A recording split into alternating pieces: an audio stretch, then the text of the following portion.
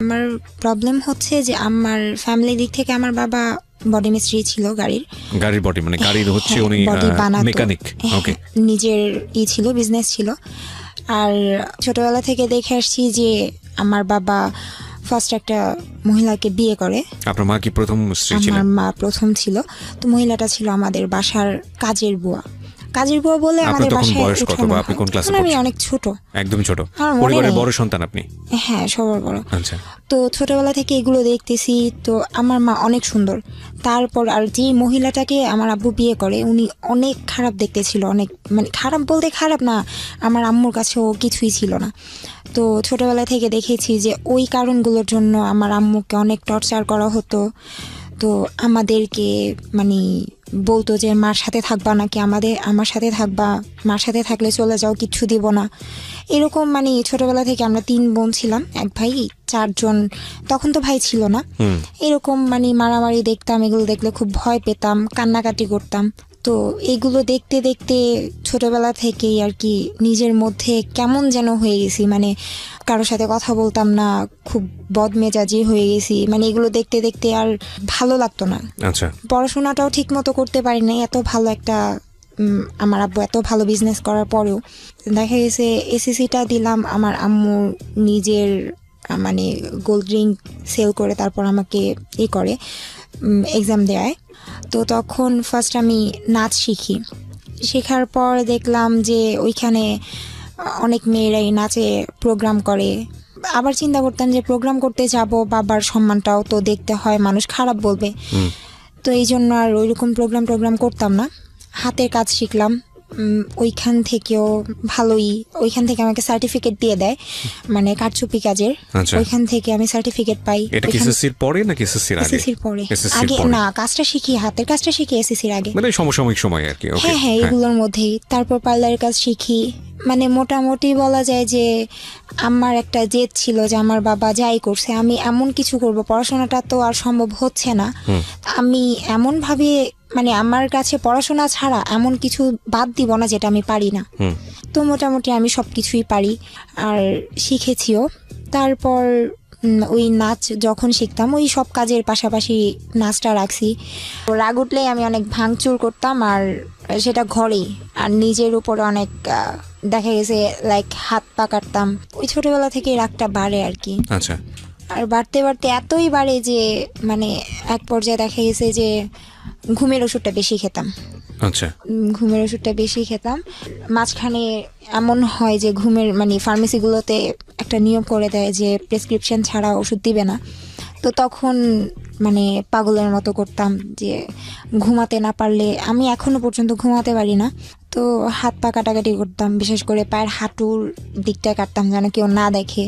তারপর আম্মু দেখলো যে আমার অবস্থা অনেকটা খারাপ হয়ে যাচ্ছে, প্লাস আমার আব্বুই উল্টাপাল্টা করতেছে, আমি বড় হচ্ছি।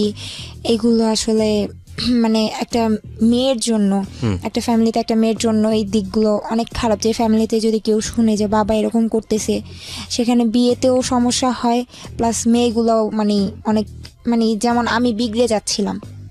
তখন আম্মু বলে যে ওরে একটা কিছু দিয়ে ব্যস্ত রাখতে হবে যেন ও এই দিকগুলোতে নজর না দেয়, বা এই দিকগুলোতে যেন মন না আসে। নিজের উপর নিজের রাগ লাগে, কেন এমন একটা ফ্যামিলিতে জন্ম হলাম। আর আমি আমার যেটা আমি ভুল মানে সবচাইতে বড় অপরাধ হয়েছে, আমি আমার মার সাথে খুব খারাপ ব্যবহার করতাম। তো মা শুধু কান্নাকাটি করতো, কিছুই বলতো না, শুধু কান্না করতো, বলতো তোর বাবা ওইগুলা করে আর তুইও কথা শোনাস। আমি জানি না আমি কেমন দেখতে, বাট আমার ফুপির ফ্যামিলি, আমার মার ফ্যামিলি সবার ভাষ্য মতে সবচেয়ে সুন্দর আমি। না, অফকোর্স হয়তো বা মানে তারা ঠিকই বলেছে, কারণ আমরা যে ছবিটা দিয়েছি ফেসবুকে প্রিয় শ্রোতা এবং ইউটিউবে আমরা যে ছবিটা আপলোড করেছি, তাতে আপনারা দেখলে বুঝতে পারবেন যে এই মেয়েটার জীবনে আসলে এই ধরনের সিক্রেটস। মানুষের সৌন্দর্যটা আসলে মনে, বাহ্যিক দিক থেকে না, তারপরেও লুক একটা অনেক বড় ফ্যাক্ট নিঃসন্দেহে। তো সেই জায়গা থেকে অফকোর্স শি ইজ বিউটিফুল। হ্যাঁ, তারপর অনেক বিয়ের প্রস্তাব আসতো, আমি রাজি হতাম না, কারণ তখন আমার মনে হয় না মানে বিয়ে জিনিসটাকে আমি অনেক হেট করতাম, যে এইগুলো দেখতেছি আমার সাথেও যদি এগুলো হয়, মানে আমার মনের মধ্যে একটাই ছিল যে আমি বিয়ে করব যদি আমাকে ছেড়ে চলে যায়, এই ভয়ের জন্য আমি সংসার জিনিসটা পছন্দ করতাম না, ভয় পেতেন। তারপর এই যে এগুলো দেখতাম, বাবা মার মারামারি, মানে আমি এতটাই হয়ে গেছিলাম যে আমি উল্টাপাল্টা ভাবে যে আমার বাবা এগুলা করে, আমি রাগ করে আমি অনেক ছেলে ফ্রেন্ডদের সাথে ঘোরাঘুরি করতাম, আচ্ছা। টি শার্ট পরে ঘুরতাম, তারপর মানে উল্টাপাল্টা যেইভাবে বাবাকে ছোট করা যায়, মাকে ছোট করা যায়, ইচ্ছা করে এগুলো করতাম ওই রাগের বশেই। তো এইগুলোর জন্য অনেক এলাকা থেকে অনেক রেকর্ড আসতো, বলতো যে এগুলা কি করে মেয়ে, এরকম বাবা যদি এরকম চলে, মেয়ে এরকম চলাফেরা করে কেমন লাগে। তো বিয়ের প্রস্তাবগুলো আসলে আমি দেখতে আসতো, তারপর আমি বলতাম আচ্ছা আমি ছেলের সাথে কথা বলবো, ছেলের সাথে কথা বললে আমি উল্টাপাল্টা কথা শুনে দিতাম, আমি না এটা করি, আমি সিগারেট খাই, আমি হাত কাটি, এটা সেটা করি, আমি কিন্তু আপনার বিয়ে করলে এগুলোই করবো। তখন আর ছেলে রাজি হতো না, না করে দিত।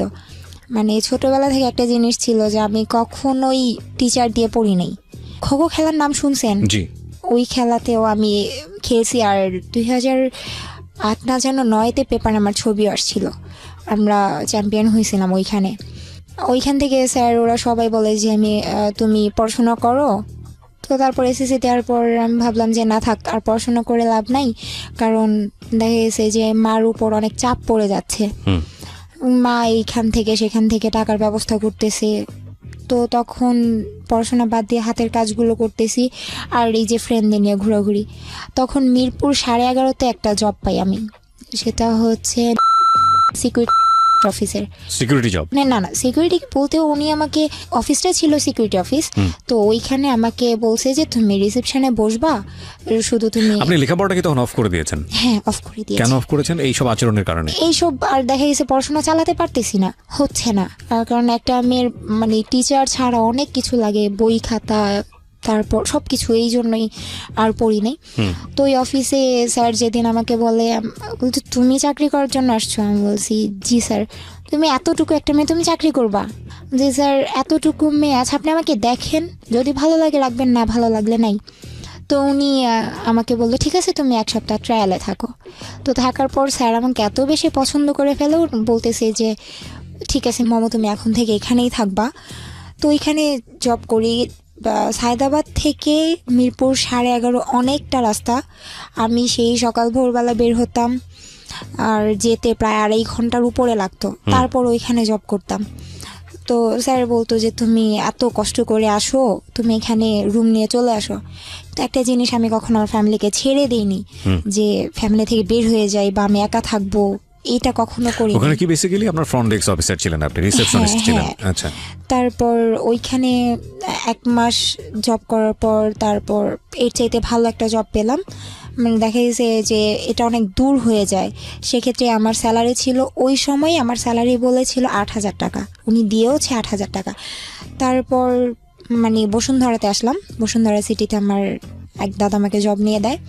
ওইখানে ফার্স্ট ছিল 5,000, তারপর এরকম বাড়তে বাড়তে 8,000-এর মতো হয়। তো এরকম অনেক অনেক জায়গায় অনেক ভালো ভালো জব আসছে, ওইগুলোও করেছি। তারপর আম্মু মানে উল্টাপাল্টা তো চলতেছি, দিন দিন আমার রাগ শুধু বাড়ে। পরে আম্মু বলতেছে ওরে দেশেই রাখা যাবে না, আচ্ছা, ও মানে ওরে এই ফ্যামিলিতেই রাখা যাবে না, ওইখানে থাকলে পাগল হয়ে যাবে। তো আম্মু আমাকে কান্নাকাটি করে অনেক অজুহাত দেখায়, দেখ তুই তো পড়াশোনা ছেড়ে দিছোস, তোর বোনদের তোর ভাইদের পড়াশোনাটা হোক, তুই চলে যা, ওইখানে তুই ভালো থাকবি, আর তুই তো ওয়েস্টার্ন ড্রেস পরে চলাফেরা করা খুব পছন্দ করস, ওইখানে তোর মন মতো সব কিছু হবে। তখন আমি ট্রেনিং করলাম। তো তখন আম্মু বলতেছে, আমি বললাম আম্মু আমি কী কাজে যাচ্ছি? বলতে তুই ফ্রি ভিসায় যাচ্ছিস, তুই যে কোনো একটা কাজ করে নিতে পারবি। তারপর দেশের বাইরে যেদিন যাব, আব্বু কিছুই জানতো না। এমনিতে আব্বু আমাদের খুব আদর করতো, আমাদের বলতে আমাকে বেশি করতো, কিন্তু আমার ভাল লাগতো না যে এই আদরের দাম কি, তুমি যদি উল্টাপাল্টাই করো এই আদরের দাম কি, তুমি ওখানে আমাদের আদরটা তুমি অন্য ছেলে মেয়েদের দিতেছো। তো এগুলো চিন্তা ভাবনা করতাম। তারপর যেদিন আমি চলে যাব তার আগের দিন আমি ব্যাগ ট্যাগ গোছানো শেষ, আব্বুকে বলতেছি, আব্বু বলতেছি কি বলো, আমার সাথে একটু যাবা? কই যাব? বলছি, তারপর আমি আমার আব্বুর হাতটা ধরে কান্না করে দিছি, বলছি যে আব্বু আমি চলে যাব। তারপর আব্বু আর কোনো কথা বলে নাই, আর আমাকে নাও করে নাই যে যেও না বা কিছু, বা তুমি কেন যাচ্ছ, রাগ, মানে ওনার মধ্যে কোনো কিছুই দেখলাম না। জাস্ট একটু মন খারাপ হয়েছে যে আমি চলে যাচ্ছি, যে একটা মেয়ে, এত ছোট একটা মেয়েও চলে যাচ্ছে, এরকম কোনো কিছু আমার আব্বুর ভিতরে ছিল না। তো এয়ারপোর্ট যখন আমি মানে পুরো রাস্তা আমি কান্না করতে করতে যাচ্ছিলাম। তো এয়ারপোর্ট যাওয়ার পর যখন আমি ভিতরে চলে যাব, আব্বু প্রচণ্ড কান্না করে, মানে আব্বুর কান্নাই ফার্স্ট টাইম দেখি, অনেক কান্না করে। তারপর আমি ওইখানে গেলাম, যাওয়ার পর আমি জর্ডান নামার পর 2টা প্লেন চেঞ্জ করতে হয়। ফার্স্ট আমাকে দুবাই না যেন আবুধাবিতে নামায়, 3 ঘন্টা পর তারপর আবার আরেকটা প্লেনে উঠতে হয়। তো দালাল আমাকে একটা লোকাল প্লেনের টিকিট করে দিয়েছিল, ফ্রি ভিসা বলেছিল কিন্তু ফ্রি ভিসা ছিল না। নেই। আচ্ছা, প্লাস আমি এই যে যখন আমি যাচ্ছি প্লেনে ওঠার পর অনেক লং একটা জার্নি, আমি অবাক হই ওই জায়গায় যে আমাকে প্লেনে কোনো খাবারই দেওয়া হয় না। এখন পরে শুনতে পারি, মানে আমি একজনকে জিজ্ঞেস করলাম যে আচ্ছা খাবার কেন দিল না, বলতেছে আসলে তোমার টিকিটটা লোকাল প্লেনের টিকিট কাটা হয়েছে, এখানে কোনো খাবার দিবে না, খাবারের জন্য আলাদা টাকা দিতে হয়। ওকে। তো আমি সম্পূর্ণ না খাওয়া ছিলাম। তো যখন আমি ওই দুবাই না যেন আবুধাবি নামাই প্লেনটা, তারপর 3 ঘন্টা আমি একটা বসেছিলাম, প্রচণ্ড ক্ষুধাও ছিল। তারপর একটা ছেলে বসা ছিল, ও দেখলাম যে কয়েন দিয়ে পানি নিচ্ছে, ওই যে ওইখানে মেশিনের মতো থাকে, কয়েন দিলে তারপর পানির একটা করে বোতল বের হয়। তো আমি বলতেছি ভাইয়া একটা কথা বলতেছি কি, আচ্ছা আমাকে একটু পানি দিলে ভালো হয়। তারপর উনি বলতেছে তুমি কি আসার সময় কোনো টাকা নিয়ে আসো নাই? যে ভাই আমি তো কখনো দেশের বাইরে আসি নাই, আমি কিছুই জানি না।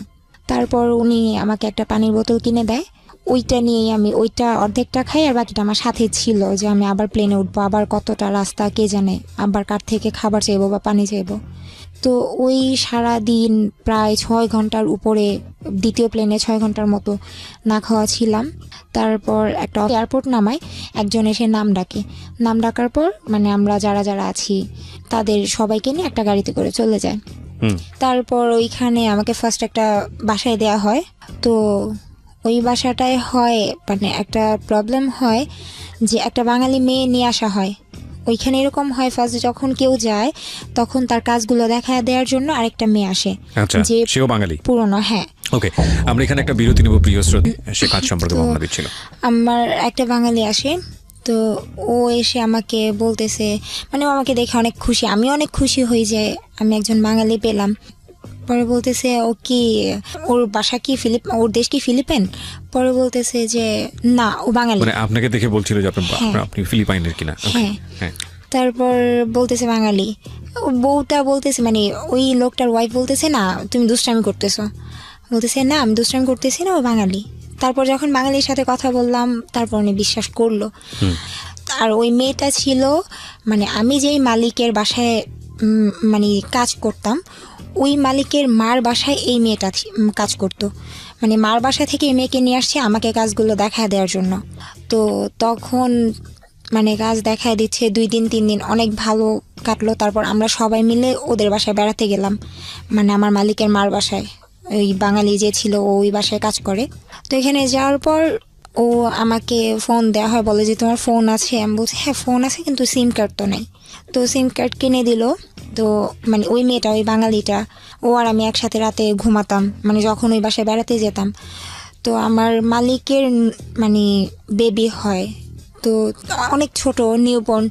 তো এই জন্য অনেক দিন, প্রায় 15-20 দিনের মতো মার বাসায় থাকা হয়। তো এই 15-20 দিন আমি ওই বাঙালির সাথে একসাথে ঘুমাই, তো একসাথে কাজ করি দুইজনে। আর তারপর দেখতাম ও না অনেক অনেক লং টাইম ফোনে কথা বলতো। তখন বলতাম আচ্ছা তুমি বাংলাদেশে যে কথা বলো, তুমি এত টাকা কই পাও? পরে বলতেছে যে এত টাকা কোথায় পাই, টাকাটা হচ্ছে আমার বেতন থেকে কাটে। আমি বলছি আচ্ছা ঠিক আছে, বেতন থেকে কাটে। তারপর ওর ফোন দিয়ে কয়েকদিন কথা বললাম। পরে একদিন হঠাৎ করে আমি দেখতেছি যে ওর কার্ড শেষ হয়ে গেছে, তারপর মানে ফোনের কার্ড শেষ হয়ে গেছে, ও আবার ফোনের কার্ড আনছে। বললাম তুমি টাকা কই পাইছো? পরে বলতেছে যে একটা কথা বলি, কাউরে বলবা না তো? আমাকে তুই করেই বলতো, যে তোর ফ্রেন্ডের মতো ছিলাম। বলতেছে কাউকে বলবি না। বলছে আচ্ছা ঠিক আছে বলবো না, বলো, আমি আরবি ভাষা জানি না, আমি কিভাবে বলবো? পরে ওই মেয়েটা মানে বলতেছে যে আমি টাকাটা যখন আমার মানে মালিকের মানে মালিককে তো বাবা বলা হয় আর মহিলাকে মামা বলা হয়, বলতেছে আমি বাবার প্যান্টের পকেটে পাইছি। তুমি প্যান্টের পকেটে পাইছো, কেন টাকাটা ফিরিয়ে দিলা না? বলতেছে যে পাইছি, এটা ওনাদের হিসাবের মধ্যে নেই, আর আমারও তো কার্ড শেষ হয়ে গেছে এই জন্য। পরে আমি আর কিছু বলি নাই, ভাবলাম যে আমি একটা বাঙালি হয়ে তো আরেকটা বাঙালির ক্ষতি করেও লাভ নাই, প্লাস আমি ভাষাও জানতাম না। তো একটা পর্যায়ে মানে ওর সাথে চলতে চলতে এতটা ক্লোজ হয়ে যায়, ও আমাকে সব সত্যি বলে দেয় যে ও 2-1 দিন পর পরই ওই মালিকের ঘর যখন গুছাতে যেত তখন ওই মালিকের পকেট থেকে টাকা চুরি করতো। আমার মালিক ফুল অনেক পছন্দ করতো। তো বলতো কি যে মানে ওই বাঙালি মেয়েটা বলতো যে আমি আর মমো দুইজন গিয়ে আপনার জন্য ফুল নিয়ে আসি, এইটা বলে ও আমাকে নিয়ে বাইরে যেত। বাইরে গিয়ে অনেক দূরের একটা রাস্তা, মানে যেতে হেঁটে যেত প্রায় 20 মিনিটের মতো লাগে, এত দূরেও যেত, প্রায় 5টা-6টা করে কার্ড নিয়ে আসতো, মোবাইলের রিচার্জ কার্ড। জি। তারপর ও আমাকে বলে দেয় সবটা যে আমি এইভাবে টাকাগুলো নেই। তারপর আমি অনেক রাগ করি যে আমি এখন বলে দিব যেভাবে পারি, ওনার আমার ভাষা না বুঝুক, আমার ইশারা তো বুঝবে, আমি বলে দেব সব। তারপর মেয়েটা আমার প্রায় এক পর্যায়ে পা ধরে কান্না করে। তারপর আমি ওরে অনেক মারি, মানে আমি নিজেই ওরে মারছি। মানে অনেক রাগ লাগে আমার যে এরকম, ওর জন্য তো আমাকেও তো ভুল বুঝতে পারে যে আমি যে সত্যি কথাগুলো বলতেছি না, এই জন্য হয়তো আমারও বিপদে পড়তে হতে পারে। তো ওরে আমি মারার পর ও বলতেছে তুই আমার মারছস, আমার কষ্ট নাই, তুই শুধু বলিস না। তারপর আমার অনেক মায়া হয়, আমি আর কিছু বলি নাই। 2 দিন পরে আমরা আমাদের বাসায় চলে আসি, ওর বাসায় চলে আসার পর আমার মালিককে আমি বলতেছি যে আমার যে কার্ড দেওয়ার কথা, আমার ফোনে তো টাকা নেই, আমার ফোনের কার্ড দেন। উনি বলতেছে যে তোমার কার্ড কেন দিব, তুমি তো কার্ড নিছই। কার্ড নিছি মানে আমি ওনার যেভাবে পারতেছি বুঝায় বলতেছি, তখন ইংলিশে যতটুকু পারতেছি বুঝাইতেছি, প্লাস সাথে আরেকটা মেয়ে ছিল নিচতলায় কাজ করতো, তো ওনার দিয়ে বুঝাইতেছি। এখন বলতেছে যে শারমিন তো বলতেছে, মানে ওই মেয়েটার নাম শারমিন বলতেছে যে তুমি ওর কার্ড নিয়ে নিছো, প্লাস তোমার এত বড় সাহস, তুমি আমার বাবার পকেট থেকে টাকা চুরি করছো। আমি জাস্ট মানে আকাশটা আমার মাথার উপর ভেঙে পড়ছে যে আমি কি করলাম। মানে ওই মেয়েটা বুঝাইছে যে আমি ওই লোকের পকেট থেকে টাকা চুরি করছি, অথচ আমি ভাষাও জানতাম না, এই জন্য বুঝায় বলতে পারতেছিলাম না। এটা বলার পর আমি প্রচণ্ড কান্নাকাটি করি, বলি যে আমি এটা করি নাই। পরে উনি বলতেছে যে ওনাদের পাশে একটা ফ্ল্যাটের কাজ চলতেছিল, উনি বলতেছে যে ওরে নিয়ে এই ফ্ল্যাটের মধ্যে বন্ধ করে রাখো, আগামীকালকে পুলিশ আসবে, তারপর যা হওয়ার হবে। বেসিক্যালি আপনার কাজটা কি ছিল এখানে? ভাষার কাজ। তো মানে আমি তো প্রথম মানে ওইখানে নতুন, যেহেতু মাত্র 15 দিন হয়েছে আমি আসছি, এর মধ্যে এত কাহিনী হয়ে গেছে। তো ওনার আমি বুঝাইতেই পারতেছি না যে আসলে এই কাজটা আমি করি নাই। আমি ওনাকে বোঝানোর ট্রাই করতেছিলাম যে আসলে আপনাদের এখানে দোকান কই, আমি তো চিনিই না। ও আমাকে নিয়ে গেছে দোকানে, আর ওই দোকানদারের কাছে আপনি একবার চলেন, আপনি জিজ্ঞেস করেন কার্ড কে নিত, আমি না ও। আসলে কথাগুলো তো বুঝায় বলতেই পারি নাই। বুঝায় বলতে পারলে হয়তো বা উনি দোকানদারকে জিজ্ঞেস করলে দোকানদার সত্যিই বলতো। তো আমি ওনার কিচ্ছু বলতে পারতেছি না, উনি জাস্ট আমাকে হাত ধরে টেনে পাশের ফ্ল্যাটে নিয়ে তালা মেরে দেয়। তারপর আমি অনেক কান্নাকাটি করি। ওই খালি রুমটার মধ্যে, এত বড় একটা ফ্ল্যাটের মধ্যে, মানে শুধু মার কথা মনে পড়তেছিল যে মার সাথে এত খারাপ ব্যবহার করছি। তো শুয়ে শুয়ে শুধু কান্না করতেছিলাম। তো কখন সকাল হবে, সকালে কি হবে এটার জানার জন্য। তো অনেক রাত হয়ে যাওয়ার পর দেখে যে আমি অনেক কান্নাকাটি করতেছি, ওনারা এনে আমাকে ওই ফ্ল্যাট থেকে এনে ওনাদের পাশে একটা রুমের মধ্যে আবার তালা মেরে দেয়। তালা মারার পর সকাল 10টা বাজে, আমি কান্না করতে করতে কখন ঘুমাই গেছি আমি বলতে পারি না। পরদিন সকাল 10টা বাজে আমার ঘরের তালাটা খুলে, আমি টের পাইনি, আমি ঘুমাইছিলাম। তো হঠাৎ করে মানে আমি ফিল করি যে আমার বুকের উপরে কেউ পাড়া দিয়ে দাঁড়ায় আছে। সেটা হচ্ছে ওই যেই মেয়ের বাসায় আমি গেলাম, মানে আমার মালিকের বাবা, ওই মেয়েটার মালিক এসে আমার বুকের উপরে পাড়া দিয়ে দাঁড়াইছে। তারপর আমি সহ্য করতে পারতেছিলাম না, উনি আমাকে ধরে উঠায়। উঠানোর পর উনি আর ওনার ওয়াইফ মিলে, মানে আমার মালিক কিছু বলে নাই, আমার মালিক শুধু গালাগালি করতেছিল। আর ওই মেয়ে, আমি তাকায় তাকায় দেখতেছিলাম, ওই মেয়েটা খুব ভালো পোশাক পরে হাসতে হাসতে আসতেছে। ওর ভাষা মানে ওরে আমি বাংলায় বলতেছি যে প্লিজ তুই এই কাজটা করিস না, তুই সত্যিটা বলে দে আমি এটা করি নাই। ও বারবার বুঝাইতেছিল যে আমি টাকা চুরি করছি। ওই সময়ে মানে বলা যায় এমনভাবে ওরা মারে, মানে আমার লাইফে মনে হয় কোনোদিন আমি এত মার খাইনি। আপনার গায়ে হাত তোলে? 2 জন, হাজব্যান্ড ওয়াইফ 2 জন একসাথে। তারপর আমার বুকের মধ্যে লাথি দিছিল, তো আমি অনেক দিন সিক ছিলাম, আমার হার্টের প্রবলেম হয়ে গেছিলো। আমি ওনারে বলতেছি, আমার মালিককে বুঝিয়ে বলতেছি, দেখেন ম্যাডাম আমি এটা করি নাই। তারপর উনি আমার কথা কিছুই বুঝতেছে না, কারণ আমি তো বাংলায় বলতেছি, আর ওই মেয়েটা শুধু হাসতেছে। তো তারপর আমাকে নিয়ে বলতেছে, হয়তো ওনাদের মনে মায়া হয়েছিল, কে জানে, ওনারা আমাকে পুলিশের কাছে না দিয়ে যে অফিস থেকে নিয়ে আসছিল ওই অফিসে দিয়ে আসে। বলতেছে যে ও চুরি করছে, ওরে রাখা যাবে না। তারপর আমি অফিসে এসে খুব কান্নাকাটি করি। তারপর বাংলাদেশে ফোন দেওয়া হয় ভিডিও কলে। বাংলাদেশে যেই দালাল আমাকে পাঠাইছে ওই দালালের কাছে ফোন দেওয়া হয়, কিন্তু দালাল আমার সাথে কথা বলে না, আমার আম্মুকে ডাক দিয়ে আনে। তারপর আমি খুব কান্নাকাটি করে বললাম যে মা এরকম এরকম কাহিনী, আমি চুরি করি নাই, তুমি তো জানোই আমি কেমন, হয়তো একটু বদমেজাজি, কিন্তু এরকম আমি কোনো দিন আমার দ্বারা সম্ভব না। তারপর বলতেছি ঠিক আছে মা, দেখি কি করা যায়। তারপর থেকে আর আমার আম্মু আব্বু কারোর সাথে কথা হয় না।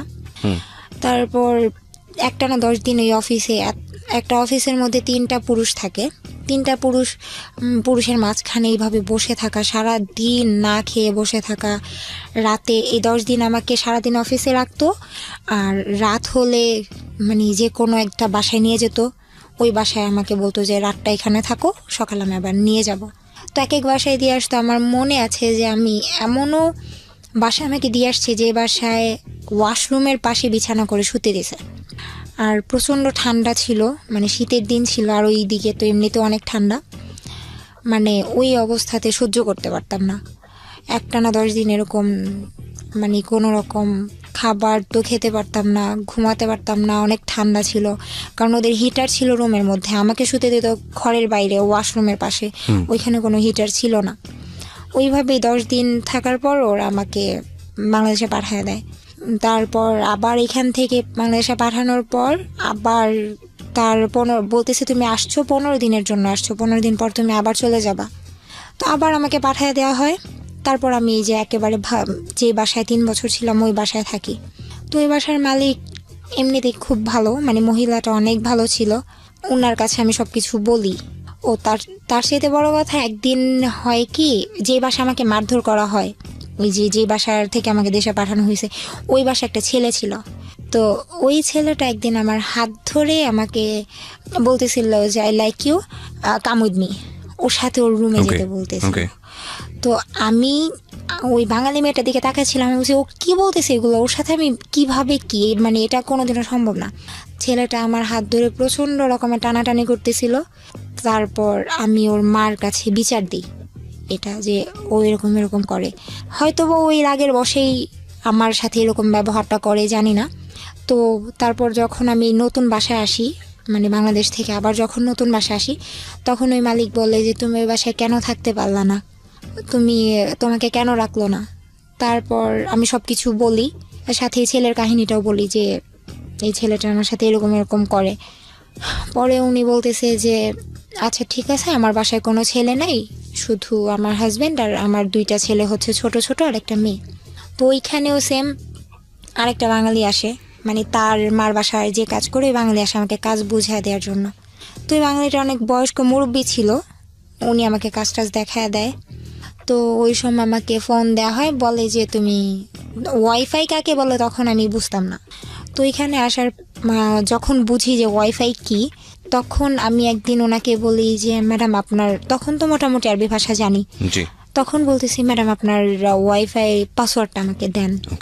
উনি দিবে না, উনি বলতেছে যে এত টাকা খরচ হয়, এটা হয় সেটা হয়, দেয়া যাবে না, তুমি সারাদিন মোবাইল নিয়ে পড়ে থাকবা। মানে ওই বাসার মহিলা ছিল পুলিশ, আর মহিলার হাজবেন্ড ছিল লয়ার। তো দুইজনেই বাইরে থাকতো, ছেলে মেয়েগুলো আমার কাছে থাকতো। ওয়াইফাই যেদিন নেয় লাইনটা, সেদিন আমি দেখি একটা কাগজের মধ্যে উনি আরবিতে পাসওয়ার্ডটা লিখতেছে। আচ্ছা, আরবিতে লিখতেছে, আরবি বলতে পারি বাট আরবিতে ওরা নাম্বার যে কি লিখতেছে সেটা তো বুঝতেছি না। তারপর ওই নাম্বারটা আমি নিয়ে, মানে আমি লিখলাম, সেম ওইভাবে লিখে বাইরে গেলাম।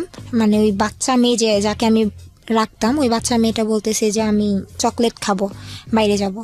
তারপর ওই চকলেটের উসিলা করে বাইরে গেলাম। যাওয়ার পর আমি সাইডে একটা লোককে জিজ্ঞেস করলাম যে ভাইয়া এটা আমাকে একটু ইংলিশে বলেন, নাম্বারগুলো একটু বলেন। তারপর পাসওয়ার্ডটা উনি বললো, আমি লিখে নিলাম। তারপর আমি বাসায় যাওয়ার পর কানেক্ট করলাম ফোনে। আমি তো অনেক খুশি যে এখন থেকে সবসময় কথা বলতে পারবো। তো এরকম করে হঠাৎ করে একদিন আমার মালিক বুঝে যায় যে আমি ওয়াইফাই চালাচ্ছি। আচ্ছা, হঠাৎ করে আমার ফোনটা নিয়ে ভেঙে ফেলে, একেবারে গুঁড়ো গুঁড়ো করে ফেলে, চালাতে দিবে না উনি। এই ওয়াইফাইটা আপনি কেন চালাতেন? আমার আম্মুকেও দেখতেছি যে ওই ইমো নামানোর পর install মানে করার সবার পর সঙ্গে communication টা সবার অনেক সাথে বেশি কথা easy হয়ে হচ্ছে। গেছে। Okay. প্লাস ফেসবুকটা তখন নতুন ফেসবুকটা বুঝি, আর ফেসবুকের নেশাটা এরকম একবার মাথায় ঢুকলে তো বের হতেই চায় না। ফেসবুক নিয়ে পড়ে থাকতাম সারাক্ষণ, আর ফেসবুকে যার তার সাথে চ্যাটিং করতাম, নতুন জি, okay. যা হয় আর কি। তারপর আবার আমি ফোন কেনার পর ওয়াইফাই আবারও কানেক্ট করার পর তখন অনেক লুকায় চালাতাম। মালিক আসলে ওয়াইফাইটা অফ করে রাখতাম যেন না বুঝে। ওই সময় কত টাকা পেতেন আপনি এই কাজ করে? মাত্র 13,000 টাকা। বাংলাদেশের টাকায় 13,000 টাকা। এই টাকাটা আপনি দেশে পাঠিয়ে দিতেন? হ্যাঁ, সব টাকা দেশে পাঠাতাম। ওকে। আর আমি আসছি বাইরে যাওয়ার পর আমি 1 টাকাও নিজে খরচ করিনি, সম্পূর্ণ টাকা দেখা গেছে ওই যে দেখতাম আম্মু অনেক কষ্ট করতেছে, আম্মুকে দিতাম। এর মধ্যে আমার ছোট বোনটার বিয়ে হয়ে যায়। তো ওই ছোট বোনের বিয়েতে 30,000 টাকা দিই আমি, মানে আমার অ্যাকাউন্টে জমা ছিল, শেষ টাকাটুকু আমি দিয়ে দিই যে এটা দিয়ে তুমি বিয়ে দিয়ে দাও, আমি টাকা দিয়ে কি করবো, এইরকম বুঝাই। তারপর হঠাৎ করে মানে ফেসবুকে একজনের সাথে কথা হওয়ার পর হঠাৎ করে কেন যেন আমি বলতেছি দেখি কাকে ভাল লাগে, দুষ্টামি করে যে দেখি কাকে ভাল লাগে তার সাথে কথা বলবো। তো একটা ছেলের ছবি দেখলাম, দেখার পর আমি বলতেছি যে দেখতে অত একটা ভালো না, বাট অত একটা খারাপও না। তারপর আমি ওকে অ্যাড পাঠাই, ও অ্যাড অ্যাকসেপ্ট করে না। অ্যাকসেপ্ট না করার পর তারপর হঠাৎ করে একদিন আমি ফোন নাম্বারটা চাইলাম যে আপনি এত করেন, দেমাগ কেন দেখান। বলতেছে দেমাগের কি দেখলেন? আমি বলতেছি আপনি কি ভাবেন আপনি দেখতে অনেক সুন্দর, আপনি দেখতে অনেক পচা। পরে বলতেছে তাহলে কেন নক করছেন? আমি বলছি আমার ভালো লাগছে তাই, আমার একা একা এখানে থাকতে ভালো লাগে না। আচ্ছা, হ্যাঁ, আমার সময় ওই কাটানোর ছেলেটাকে জন্য। আপনি নিজে থেকেই নক করেছেন? হ্যাঁ। আচ্ছা, আমি বললাম যে আমার সময় কাটানোর জন্য একজনকে দরকার, আমি তো আপনার সাথে প্রেম করবো না, আমি আপনার সাথে ফ্রেন্ডশিপ করার জন্য নক করছি। আচ্ছা। তারপর বলতেছে আচ্ছা ঠিক আছে। তো যখন বললাম আমি দেশের বাইরে, উনি বিশ্বাস করেনি। তারপর হঠাৎ করে একদিন আমি বলছি আচ্ছা ঠিক আছে লাইনে থাকো। লাইনে রেখে আমি আমার মালিকের সাথে আরবিতে কথা বললাম। তো ও আমার ভাষা শোনার পরে ও একেবারে মানে পাগল হয়ে যায়, বলতেছে যে তুমি এত সুন্দর করে আরবি বলতে পারো, তুমি যখন আরবিতে কথা বলতেছিলা আমি আসলে ভুলে গেছিলাম যে আসলে তুমি বাঙালি না, ওই দেশের আরাবিয়ান। আর সবচেয়ে বড় কথা ওই দেশের কেউ বিশ্বাস করতো না যে আমি বাঙালি। আচ্ছা। সবাই বলতো যে হয়তো বা ফিলিপিনি আর নয়তো অন্য কোনো জায়গার, বিশ্বাস করতো না। তারপর আমিও বলতাম হ্যাঁ আপনার যা ভাবেন তাই আমি। আচ্ছা। তারপর এই যে ওর সাথে ফোনে কথা হতে থাকে, তো তখন আমি শুনতে পারি যে ছেলেটার নাম কি ছিল? ছেলেটার নাম। ঠিক আছে, তো ওর সঙ্গে আপনি নক দিয়েছিলেন এবং আপনি কথাবার্তা বলছেন ওর সঙ্গে? কথা বলতে থাকি। ওকে। তারপর আমি একটা পর্যায়ে যে শুনতে পাই যে ও আমাকে বলতো, ওর সাথে ফ্রেন্ডশিপ ছিল মনে হয় সর্বোচ্চ গেলে 1 সপ্তাহ। আচ্ছা। তারপর ওকে আমি বলতাম যে আচ্ছা তুমি আমার জন্য একটা ছেলে খুঁজো, আমি রিলেশন করব যেন আমি দেশে এসে বিয়ে করতে পারি, যেহেতু বিয়ের জন্য ফ্যামিলি এত চাপ দিচ্ছে। আপনারা কি ফেক আইডি ইউজ করতেন নাকি মানে ফেক বলতেন? নিজেদের ছবি দিয়ে একদম সবকিছু জেনুইন? হ্যাঁ। তারপর ছেলে দেখতে বললাম, তো ও বলতেছে আচ্ছা ঠিক আছে দেখতেছি। বলতেছে কি রকম ছেলে পছন্দ তোমার? আমি বললাম যে কি রকম ছেলে পছন্দ, আমি অনেক সবচেয়ে বড় কথা আমি লম্বা ছেলে অনেক পছন্দ করি, আর যেমনই হোক ছেলে যেন শিক্ষিত হয়, কারণ একটা শিক্ষিত মানুষ কোনোদিনও অ্যাটলিস্ট আমার বাবা মা যেরকম করে সেরকম করবে না, গায়ে কখনো হাত তুলবে না, সংসারের মধ্যে অশান্তি করবে না, খারাপ ব্যবহার করবে না, এইগুলাই। তো তখন ও বলতো আচ্ছা ঠিক আছে। আর আমি ওর কাছে সবকিছু শেয়ার করতাম, আমার বাসায় এটা হচ্ছে সেটা হচ্ছে, আমার বাবা মা এগুলো করতো। আসলে কি মন খারাপ থাকতো কথাগুলো শেয়ার করার জন্য একজনকে দরকার ছিল। তারপর হঠাৎ করে ও অনেক ছেলেকে দেখায়, আমি আসলে বুঝাতে যাচ্ছিলাম আমার কাউকেই ভালো লাগে না, আসলে আমি তোমাকে পছন্দ করি। আচ্ছা, এটা আপনি বুঝাতে যাচ্ছিলাম। ওকে। ও বুঝতো কিন্তু আমাকে বুঝতে দিত না যে ও বুঝতেছে। তারপর হঠাৎ করে মানে আমার রাগ, মানে অনেক মেজাজ গরম হয়েছে। আমি তুমি কি বুঝো না, ঢং করো, তুমি বুঝতেছো ঠিকই যে আমি তোমাকে পছন্দ করি, তারপরে তুমি এমন কাহিনী করতেছো। পরে বলতেছে আচ্ছা ঠিক আছে তোমাকে আমি 20 তারিখে একটা কথা বলবো। কি কথা তুমি এখনই বলো? বলতেছে তোমার জন্য ছেলে দেখছি। ছেলে দেখছো, বলো না, নাম ছবি দাও। ও দিবে না, বলতেছে যা দেয় 20 তারিখে দিব। তো 20 তারিখ আসে, আমি তো ওয়েট করতেছি কার কথা বলবে। আমি মনে মনে ভাবতেছিলাম হয়তো ও নিজের কথাই বলবে। তারপর আপনাকে বলেছিল কিছু, যে আপনি ওর ফেসবুক আইডি দেখে ওর সঙ্গে জিজ্ঞেস করছিলেন যে হ্যাঁ। তুমি কোথায় থাকো, কি করো? হ্যাঁ, তখন কি বলেছিল? ওর বাসা ঠিকানা বলে যে আমি এখানে থাকি, পড়াশোনা করছে কিনা বা পড়াশোনা করছে। হ্যাঁ, কোথায় পড়াশোনা করছে? তখন অনার্স মনে হয়, অনার্সে পড়তেছে তখন। এরকম কথা বলেছে? হ্যাঁ। ওকে, ঠিক আছে। তারপর ওর সাথে কথা চলতে থাকে। 20 তারিখের ঘটনা। হ্যাঁ, রাত 12টা 1 ও আমাকে বলতেছে I think I love you. মানে কি? আপনার সঙ্গে ফেসবুকে কথা চলার কতদিন পরের ঘটনা এটা? এই তো 1 সপ্তাহ পর। 1 সপ্তাহ পর? 1 সপ্তাহের মধ্যে? 1 সপ্তাহের মধ্যে। I think I love you. Okay, হ্যাঁ। তারপর আমি বলতেছি যে কি বলছো, আমি শুনি নাই। ও বলতেছে আই লাভ ইউ। তারপর আমি অনেক খুশি যে আসলে আমি যেটা চাইছিলাম, আমি তো চাইছিলাম ও আমাকে প্রপোজ। যেখানটায় ছিলাম আমরা, মোমো। তারপর ও আমাকে বলে প্রপোজ করলো। তারপর আমি ওকে বললাম আচ্ছা আমি 5 মিনিট পর ফোন দিই। আচ্ছা। তো বলতেছে কেন 5 মিনিট পর ফোন দিবা? বলতেছে একটু কাজ আছে বলে। মানে অনেক বেশি খুশি ছিলাম। ও কি জানতো যে আপনি জর্ডানে কি ধরনের কাজ করেন? হ্যাঁ, সব জানতো? সব Okay. বলে দিছি। মানে আপনার লাইফের আদ্যপান্ত সব জানতো? হ্যাঁ। ওকে। না, আর যখন ফ্রেন্ডশিপ হয় তখনই বলি যে আমি এই কাজ করি। আর ফ্যামিলি ব্যাকগ্রাউন্ড এরকম? হ্যাঁ। ওকে। তো তখন ও যখন আমি বললাম 5 মিনিট, ও বলতেছি কেন, কি হয়েছে? আমি বলছি যে না 5 মিনিট পর ফোন দিতেছি। বললাম ফোনটা রাখি। মজার কথা, আমি আমার রুমে গিয়ে এত বেশি খুশি ছিলাম, মানে আমি আমার খাটের উপর প্রচন্ড লাফালাফি করতেছিলাম। একটা পর্যায়ে আমার খাটটা ভেঙে গেছিল। ওহো, ওকে। ও যে খুব বেশি সুন্দর তাও না, মানে আমার দিক থেকে অনেক। আচ্ছা। তো ওর সাথে রিলেশন হওয়ার পর আস্তে আস্তে মানে ওর সাথে কথা চলতে থাকে। তো এর মধ্যে হঠাৎ করে একদিন বলতেছে, সারা রাত কথা বলতো। আমরা দুইজন একসাথে কথা বলতাম ভিডিও কলে। টাইমের একটা ব্যাপার ছিল যে বাংলাদেশের 4 ঘন্টা ডিফারেন্স ছিল। মানে আগানো না পেছানো? আগানো ছিল। ওরা ছিল আগানো। হ্যাঁ, আচ্ছা, ওকে। বাংলাদেশ ছিল আগানো। তো এখন আমি যখন ফোন দিতাম ওর এখানে, আমার এখানে যদি রাত 10টা বাজতো, ওর এখানে প্রায় অনেক রাত হয়ে যেত। তো এখন ভিডিও কলে ও কি করতো, ভিডিও কলে আমার সাথে লাইনে থাকতো। আমি বলতাম যে আমি সারাদিন এত কাজ করছি, আমার খুব খারাপ লাগতেছে, আমি একটু ঘুমাই। আচ্ছা। ওর বলতেছে হ্যাঁ ঘুমাও। ও লাইনে থাকতো, আমি ফোনটা এক সাইডে রেখে আমি ঘুমিয়ে যেতাম। মানে এমন ভাবে রাখতাম যেন আমাকে দেখতে পারে। ওকে। তো মানে এইভাবে সম্পর্কটা এরকম ঘুমাতাম। পর্যায়ে ছিল? হ্যাঁ, এত ভালো ছিল। ইভেন আমি যখন গোসল করতে যেতাম ও বলতো যে আমি লাইনে আছি, তুমি 24 ঘন্টা আমাকে লাইনে রাখবা। তো তখনও আমি বেসিনের উপর ফোনটা রেখে আমি আমার মতো গোসল টোসল শেষ করে ঘরে আসতাম। মানে এটা কি, মানে এরকম একটা সেনসিটিভ মুহূর্ত ওকে আপনি সাথে রাখতেন? হ্যাঁ, মানে 24 আওয়ার্স আমার সাথে থাকতো। ওকে। তো ওকে। তারপর খাওয়া দাওয়া সব কিছুতেই। তো হঠাৎ করে একদিন দুপুর দিকে কথা বলতেছি, তো ও আমাকে মানে অন্যরকম একটা কথা বলে যে যেটা ভিডিও কলে হ্যাঁ ও আমার সাথে লাইনে থাকতো সব সময়, বাট যেটা হতো যে ফোন সেক্স বলতে যেই ব্যাপারটা হয় সেটা ফার্স্ট ও আমাকে বলে যেদিন, সেই দিন ওর সাথে আমি ফোনে কথা বলতেছি আর আমার হাত পা কাঁপতেছিল। আমি বলছি যখন আমি তোমার সাথে ভিডিও কলে কথা বলি তখন আমি তোমার দিকে তাকাই না, আমি আমার মতো কাজ করতে থাকি, এই জন্য অত একটাই লাগে না।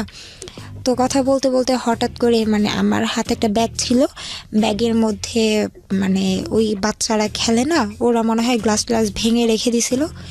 তো ওইটার সাথে ওর সাথে ফোনে কথা বলতে বলতে আমি এতই হয়ে গেছি, ওইটার সাথে লেগে আমার ডান পায়ের এই যে হাঁটুর নিচে এই জায়গাটায় এতটা কাটে, মানে আমি টেরও পাই না, মানে কেটে গেছে অলরেডি, মানে একদম রক্ত দিয়ে ভেসে যাচ্ছে, আমি বলতে পারি না, বাসায় কেউ ছিল না।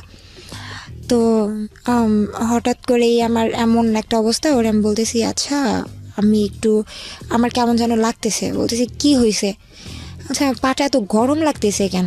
তখনও ওর সাথে আমি লাইনে কথা বলতেছি, বলছে কেন তুমি কি করতেছো, না কিছু করি না, আমি পায়ে না একটু আগে ব্যথা পেয়েছি। বলছে কিভাবে ব্যথা পেয়েছো, বলতেছে দেখো কি হয়েছে। যখন আমি পায়ের দিকে তাকাই ফার্স্ট আমার ফ্লোরের দিকে চোখ যায়, যেমন ফ্লোরটা পুরো একদম ব্লাড দিয়ে যাতা অবস্থা। তো আমি আমার পাটা কাপড়টা উঠায় দেখতেছি পা থেকে মানে রেলে কাটা লাশ যেরকম হয়ে যায়, একদম মাংসটা ভিতর থেকে একেবারে কেটে যায়, এইরকম একটা অবস্থা হয়ে গেছে, অথচ আমার হুশই নাই, ওর সাথে কথা আমি এত ব্যস্ত। তো ওইটা দেখার পর আমি অনেক জোরে চিৎকার করি, বাসায় কেউ ছিল না, বাচ্চাগুলো স্কুলে ছিল। তো ও তখন চিৎকার শুনে ভিডিও কল দেয়।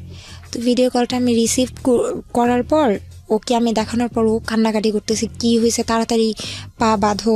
তো সাথে আমার একটা কাপড় ছিল, হেজাব ছিল, হেজাবটা খুলে আমি পাটা বাঁধি। তারপর এক পর্যায়ে ওইটা দেখার পর আমি সেন্সলেস হয়ে যাব এমন অবস্থা।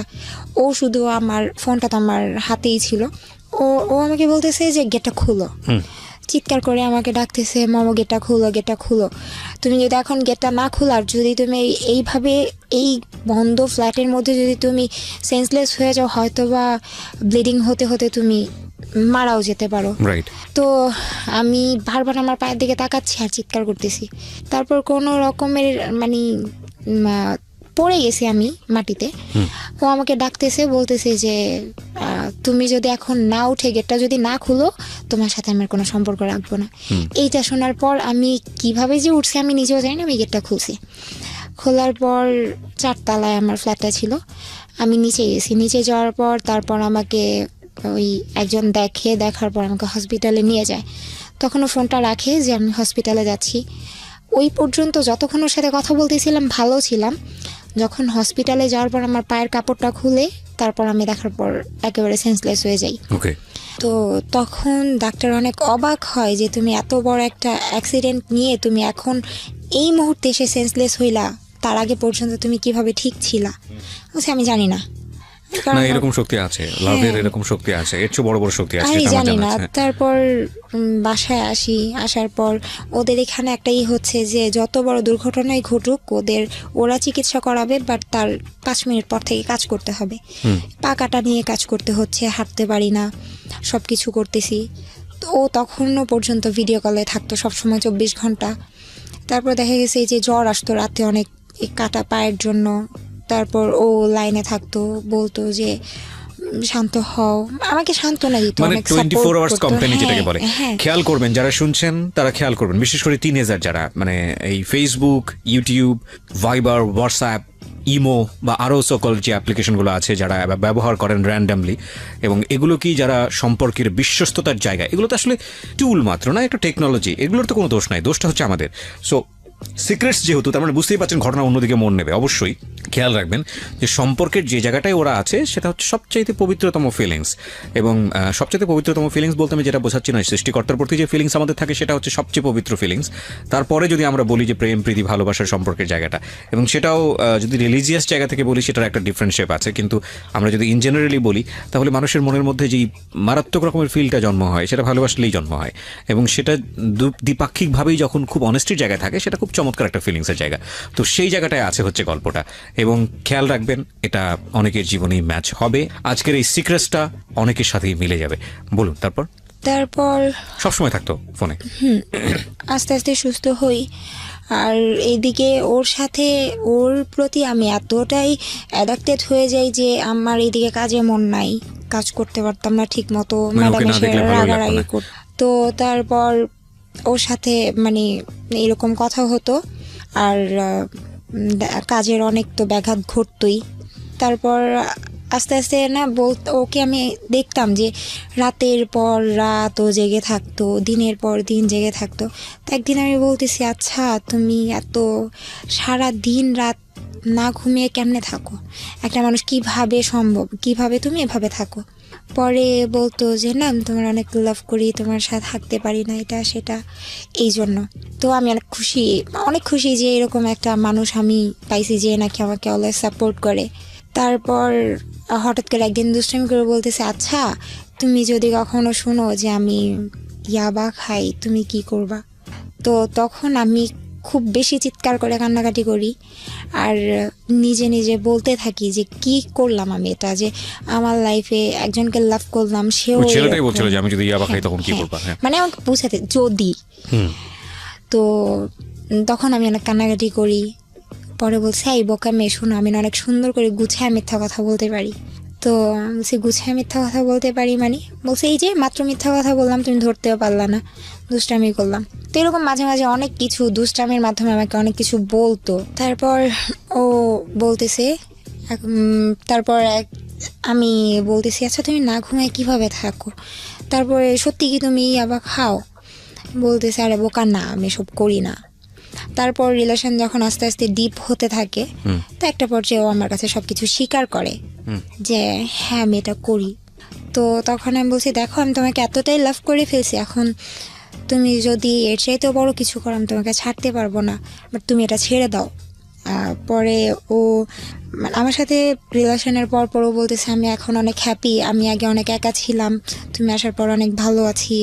তো আমিও খুশি, ও খুশি, দুইজনে খুব ভালো চলতেছে। ওর ফ্রেন্ডদের সাথেও আমার কথা হতো, গ্রুপ চ্যাট হতো, সবাই একসাথে কথা বলতাম, ফোনে কথা বলতাম, তো দুষ্টামি করতাম। এখন ও আবার আমাকে ওর লাইফের কিছু স্টোরি বলতো, একটা মেয়েকে অনেক লাভ করতো, মেয়েটা ওর সাথে অনেক কিছু হয়েছে। তো এরকম অনেক মেয়ের কাহিনী আমি শুনছি ওর থেকে। শুনতে শুনতে শুনতে শুনতে কতগুলা মেয়ে যে হয়েছে হিসাব নাই, প্রত্যেকটার সাথে ফিজিক্যাল করছে। এগুলো বলেছে আপনাকে? হ্যাঁ। ওকে, তো আপনার খারাপ লাগতো না এগুলো শুনলে? কান্না করতাম, বুঝতে দিতাম না। তারপর আবার মনকে বুঝাতাম আসলে ও তো আমাকে সত্যিটা বলতেছে, এটাই বেশি।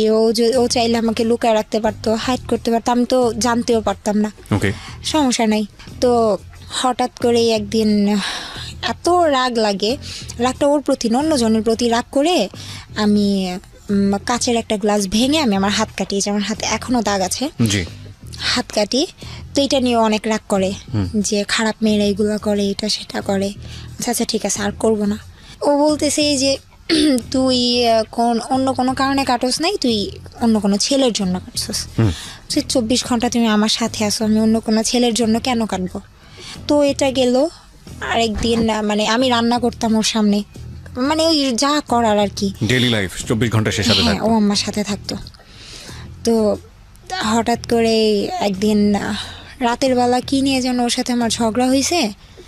এখন আমি বলছি দেখ আমি কিন্তু মারা যাব। বলছে তুই মারা যাবি। আর ও অনেক খারাপ ভাষায় গালি দিত আর মিথ্যা বলতো। সেগুলো আপনার কাছে মধুর লাগতো? হ্যাঁ মধুর লাগতো প্রথম এক্স্যাক্টলি, প্রথম এগুলো মধুর লাগে, আমি কিছুই বলতাম না। তারপরে আস্তে আস্তে যখন দেখি গালির পরিমাণ বাড়তেছে, আমিও তখন গালাগালি শুরু করে দিই। মানে ও যেমন ওর বাবা মা তুলে গালি দিচ্ছে, তখন আমি ওর বাবা মা তুলে গালি দেওয়া শুরু করি। এটা কি মানে আপনাদের তখনও দেখা হয়নি, সবকিছু ভার্চুয়ালি হচ্ছে? মানে ভিডিও কল টলেগুলোর মধ্যে? ভিডিও কলে সব হচ্ছে, ওর সামনে গোসল করতেছি, ফোন সেক্স হচ্ছে, সব হচ্ছে। ওকে।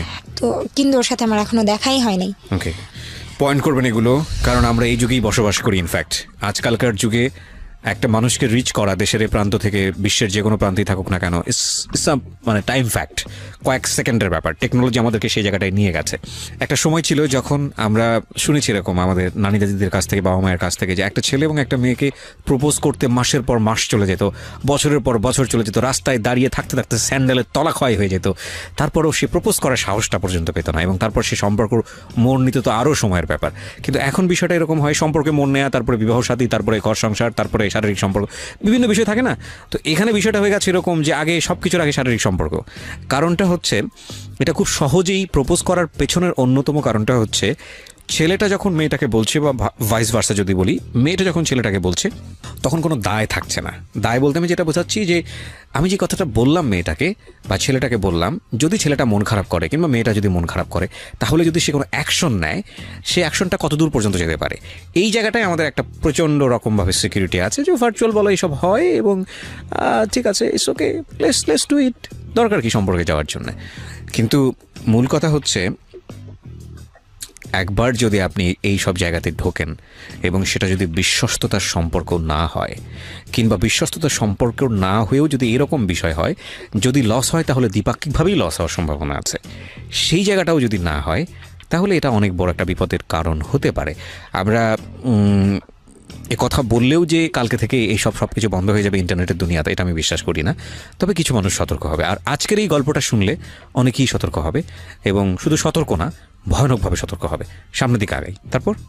তারপর আমি দুজন এত রাগারাগি, এত গালাগালির মধ্যে পরে হঠাৎ করে কি নিয়ে যেন অনেক বড় একটা ঝগড়া হয়। তো ওরে আমি বলতেছি দেখ আমি কিন্তু সুইসাইড করব বলতেছে।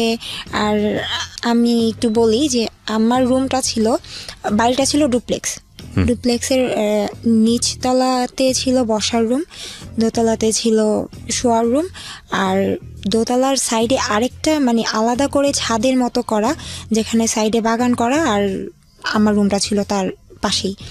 মানে পুরো বাড়িটার মেট হিসেবে ছিলেন, মানে সার্ভিস দিতেন। তো আমার ওই সাইড, আমার রুমটা এমন একটা সাইডে ছিল, প্লাস আমার রুমের বাইরে যে মেন গেটটা থাই গ্লাস লাগানো ছিল, যে আমি যদি এখানে চিৎকার করে মরেও যাই আমার পাশের রুমের কেউ শুনবে না।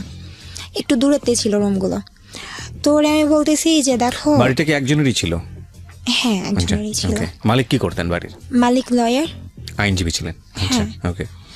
তো ওরে আমি বলতেছি দেখো, আমি এখানে একা একা থাকি, আমার ফ্যামিলি ছাড়া থাকি, এমনিতেই মানসিক একটা চাপ আমার ভিতরে, আর আমি বাবা মা ছাড়া কখনো থাকি না, এখানে থাকি।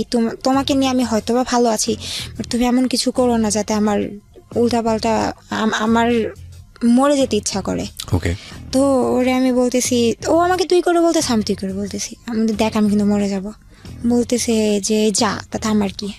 বলছে সত্যি কিন্তু। পরে বলতেছে যে হ্যাঁ মরে যাবি, কি করবি? আমি গলায় দড়ি দিব। পরে বলতেছে আচ্ছা ঠিক আছে, গলায় দড়ি দিবি, পারলে আমার সামনে দে, সব কিছু তো আমার সামনে করো, সেটা আমার সামনে কর। বলছি আচ্ছা ঠিক আছে করব। তো আমি নিচের কাজ টাজ শেষ করে ম্যাডামকে বিদায় দিলাম। বললাম যে ম্যাডাম আমি এখন ঘুমাবো, আমার অনেক খারাপ লাগতেছে, আমি একটু যাই, শরীরটা খারাপ। বলতেছে আচ্ছা ঠিক আছে চলে যাও। এগুলো কি আপনি আরবিতে বলতেন? হ্যাঁ, ওকে, পারতেন? সম্পূর্ণ আরবিতে। আমি এখনো পুরো সম্পূর্ণ আরবিতে কথা বললে হয়তো কেউ বুঝবেই না, আমি বাঙালি না, আরবিয়ান। ওরে বাবা, এগুলো শিখেছেন কিভাবে আপনি, কোত্থেকে? জানি না, আমি মানে আমার মানে কোনো কিছু শুনলে, কোনো কিছু দেখলে খুব সহজে এটা আমি আয়ত্তে আনতে পারি। তারপর ম্যাডামকে বললাম, বলার পর এখন ম্যাডাম বলতেছে যে তোমার মুখটা এমন লাগতেছে কেন, তুমি কি দেশে কথা বলছো, তোমাকে দেশে টাকা পাঠানো লাগবে? না আমার টাকা পাঠানো লাগবে না। তো আরবিতে কথাটা বলার পরে আমি বলছি আমি যদি না থাকি আমি টাকা দিয়ে কী করবো? বাংলায় বলছি কথাটা, আরবিতে ওইটা বলার পর বাংলা এটা বলছি।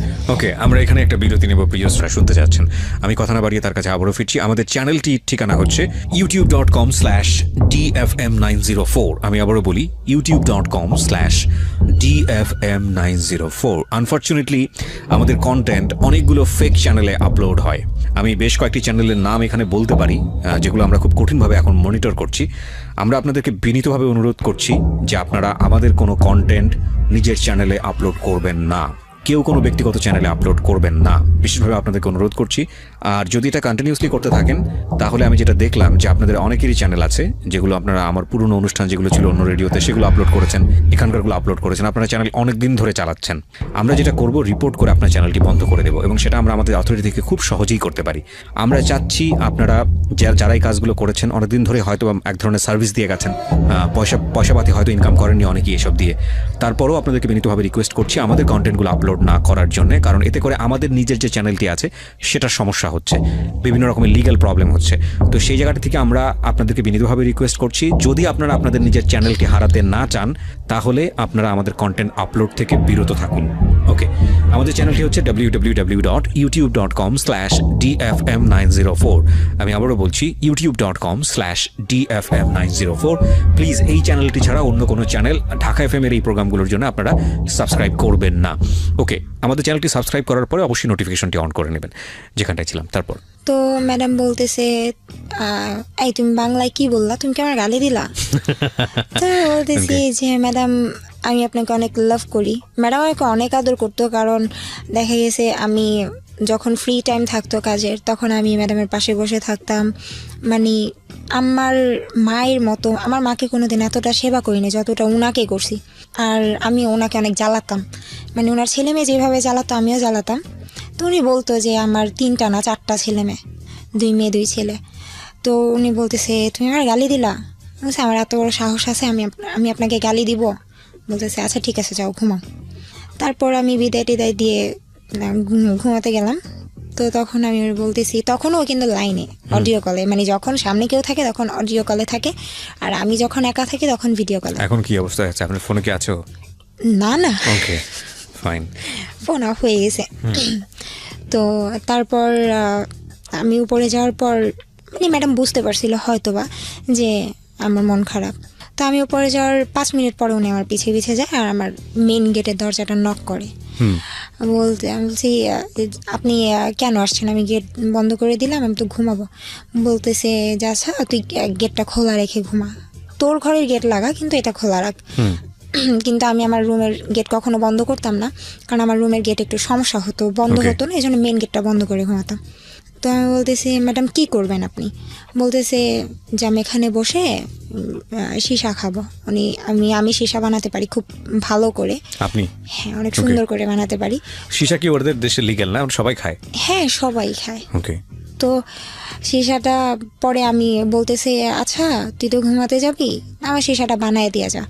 তো বানায় টানে আমি রাখলাম না, ভাবছি যে হ্যাঁ উনি এই জন্যই আসবে, কিন্তু ওনার ছিল যে গেটটা খোলা রাখবে উনি।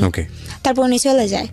তো আমি তখন আমার বয়ফ্রেন্ডকে বলতেছি যে দেখো আমার অনেক খারাপ লাগতেছে, তুই দেখ তো আমার অনেক খারাপ লাগতেছে, তুই আমার সাথে এমন করিস না। বলতেছে যে তুই না মরবি বললি, মরবি না, ভয় লাগতেছে। না, ভয় আমি পাই না, ভয় জিনিসটা আমার ভিতরে নাই। পরে বলতেছে যে তো মরবি, মর। আমি বলছি হ্যাঁ মরবো তো। আচ্ছা দাঁড়া আমি আমার আম্মুর সাথে একটু কথা বলি। তারপর ওরে কনফারেন্সে রেখে আম্মুর সাথে কথা বললাম। ওরে কনফারেন্সে রেখেছেন মানে? ও কথা বলতো আপনার মার সঙ্গে? ও কথা বলতেছে না, চুপ করে শুনছে যে আসলে আপনি মার সঙ্গে। এতটা প্রাইভেসি শেয়ার করা মানে ইমোশনালি ফুল হলে যেটা হয় আর কি। ওকে, বলেন। তারপর মানে যখন আমি রুমে গেলাম আর আমার রুমে যাওয়ার পরে ও বলতেছে যে মামা একটা কাজ কর। আমি কি করব? বলতেছে তোর ফোনে যে আমার ছবিগুলো আছে ছবিগুলো ডিলিট কর। আমি ছবি ডিলিট করব, আচ্ছা করতেছি। পরে বলতেছে ডিলিট করার সময় স্ক্রিনশট দিবি, তারপর ডিলিট করার পরে গ্যালারি স্ক্রিনশট দিবি, আমি সব কিছু দেখবো, প্রুফ দে তুই যে সব কিছু কাটছস। সব কিছু ডিলিট করে দিলাম। তারপর বলতেছে আচ্ছা তোর সাথে আমার লাস্ট কল কখন, ফোন কল যখন হয়েছে ওই লিস্টটা ডিলিট কর। তারপর মানে হাসতেছিলাম যে পরে আমি বলতেছিলাম আমি যদি এই দেশে মরে যাই তোমার ওই দেশে পুলিশ ধরবে না, ভয় পাও কেন? বলতেছে তুই ডিলিট কর। করলাম, তারপর স্ক্রিনশট দিলাম যে করছি। পরে বলতেছে আচ্ছা ঠিক আছে এবার যা করার কর। তারপর আমি ওয়াশরুমে গেলাম, যেহেতু বাইরের দেশে কোনো ফ্যান এরকম আমাদের দেশের মতো ফ্যান চলে না, ওদের হয় এসি না হয় এমনিতে কিছু থাকে না। ওয়াশরুমের মানে যেই জানালাগুলো থাকে সেগুলো অনেক উঁচুতে থাকে। তো ওরে আমি ফোন দিয়ে লাইনে রাখছি, ও বলতেছে, আমি বলছি আচ্ছা আমি ফোনটা রাখি। বলছে না আমি লাইনে থাকবো, আমি দেখবো তোর কত বড় কলিজা। তো মানে আমার এখনো বুক কাঁপতেছে কথাগুলো মনে পড়লে এমন লাগে। তারপর ওরকে লাইনে রেখে আমি বেসিনের উপর ফোনটা রাখছি। রাখার পর কমেটের কাভারটা বন্ধ করে কাভারের উপর দাঁড়াইছি। দাঁড়ানোর পর আমি আমার বাংলাদেশ থেকে যে 3 পিস নিয়ে গেছি সেটার ওড়নাটা আমি ওই জানালার সাথে বাঁধলাম। এখন বলতেছে যে এতক্ষণ লাগে। তারপর বাঁধার পরে একদম এক পর্যায়ে ফাঁসি যেভাবে দেয় সেভাবে পুরোপুরি শেষ। ওর দিকে তাকায় দেখেও হাসতেছে, মানে ফোনে ভাবছে হয়তো এই পর্যন্ত করে আমি নেমে যাবো, আর কিছুই করবো না।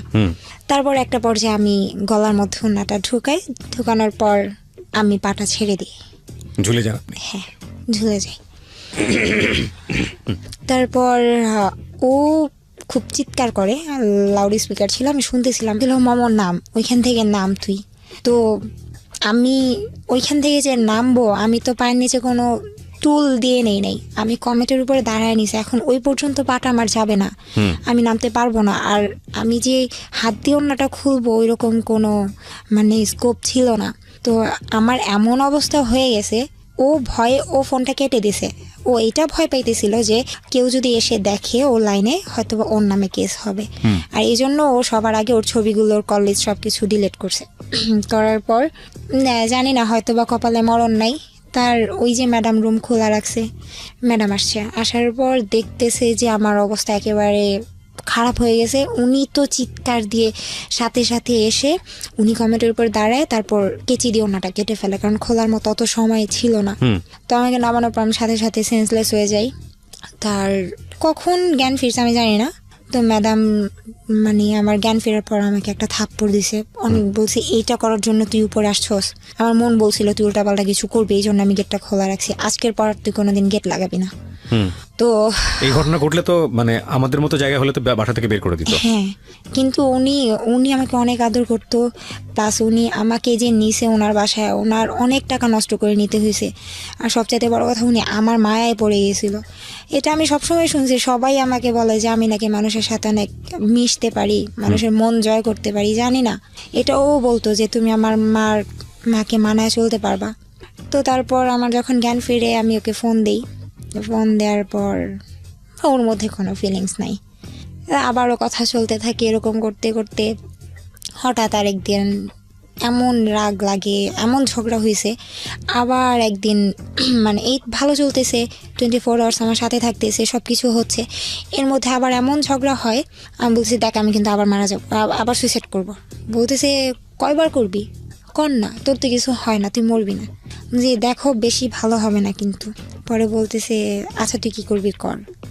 তারপর আমি ওইখানে ম্যাডামের রুমে ওষুধের একটা আলাদা একটা ছিল, আপনার আলাদা একটা সাইট ছিল যেখানে শুধু ওষুধ থাকবে। ওইখানে গেলাম, ওইখানে যাওয়ার পর অনেকগুলো ওষুধ নিলাম।